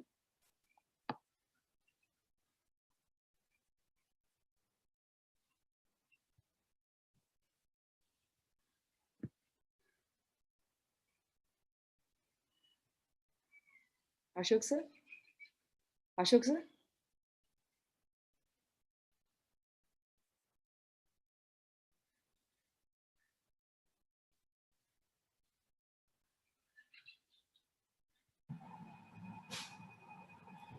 Very great madam. மிக பிரம்மாண்டமான ஒரு விஷயம். உண்மையிலேயே இந்த 10 ஆண்டுகள் அப்படிங்கிறது வந்து நிமிஷத்துல கரைஞ்சு போயிருக்கலாம். பட் அந்த 10 ஆண்டுகள் நீங்க பார்த்த அனுபவங்கள், ஸோ அது உங்களுடைய ஒரு பாடமாக மாறின விஷயங்கள், இது எல்லாமே உங்களை படிப்படியா செதுக்கி இந்த அளவுக்கு ஒரு மிகப்பெரிய ஒரு முன்னேற்றத்துக்கு டெஃபினட்டா கொண்டு வந்திருக்கு அப்படிங்கிறத நான் நம்புறேன். ரொம்ப பவர்ஃபுல்லா இருந்தது. எஸ், ஒரு ஸ்டேஜஸ்லயுமே நீங்க சொல்லியிருக்கிற விஷயங்கள், பிகாஸ் இன்னைக்கு வெஸ்டீஜ் புதுசா துவங்க இருந்தாலும் சரி, வெஸ்டீஜ்ல இருக்கிறவங்களும் சரி, அவங்க அடுத்தடுத்து என்ன பண்ணணும் அந்த நம்பிக்கையை வந்து இன்னைக்கு நீங்க எல்லாருக்குமே கொடுத்துருக்கீங்க. ஸோ அதுக்கு ஒரு மிகப்பெரிய ஒரு விஷயம். இன்ஃபேக்ட் ஆரம்பத்துல நான் சொன்னேன், அந்த ஒரு கர்மான்பூச்சி கதை வந்து நான் சொன்னேன். ஸோ எப்போதுமே ரியாக்ட் பண்ணாதீங்க, ரெஸ்பாண்ட் பண்ணுங்க அப்படின்னு. ஸோ நீங்க பண்ணியிருக்கிறது அதுதான். உங்களோட சூழ்நிலைகள்ல வந்து நீங்க எப்போதுமே ரியாக்ட் பண்ணல, அதுக்கு நீங்க கரெக்டா ரெஸ்பாண்ட் பண்ணீங்க. ஸோ அந்த ரெஸ்பாண்ட் பண்ணது வந்து அடுத்து ஜெயிக்கணும் ஜெயிக்கணும் ஜெயிக்கணும் அப்படின்னு நீங்க போகும்பொழுது எல்லாமே உங்களுக்கு பக்கபலமாக அமைஞ்சதுதான் இந்த வெற்றியோட ஒரு காரணமாக அமைஞ்சிருக்கு. So hats off to you madam. Really நான் சொல்றேன், அந்த அயர்ன் லேடி அப்படிங்கிறத இன்னைக்கு உங்களுடைய இந்த லைஃப் ஸ்டோரியை நான் பார்க்கும்போது என்னால் நிச்சயமா தெரிஞ்சுக்க முடியுது. ஸோ டியர் வெஸ்டிஜியன்ஸ், நிச்சயமாக இன்னைக்கு மேடமோட இந்த சக்சஸ் ஸ்டோரிங்கிறது உங்க எல்லாருக்குமே ஒரு வெற்றிப்படியாக டெஃபினட்டா இருக்கக்கூடிய ஒரு விஷயம். இவ்வளவு நேரம் இந்த மீட் த மில்லியனர் ப்ரோக்ராம் பார்த்துட்டு இருக்கிற அனைவருக்கும் என்னுடைய மனமார்ந்த நன்றிகள். ஸோ மேனேஜ்மெண்ட் சார்பாக நான் பிரவீன் பிளஸ் எங்களுடைய entire staff team of Tamil Nadu, so எங்களுடைய இந்த நன்றிகளை இந்த நேரத்தை தெரிவிக்கிறதுக்கு நான் கடமைப்பட்டிருக்கேன். So wish you all the success, wish you well. Thank you so much. Thank you sir, thank you so much.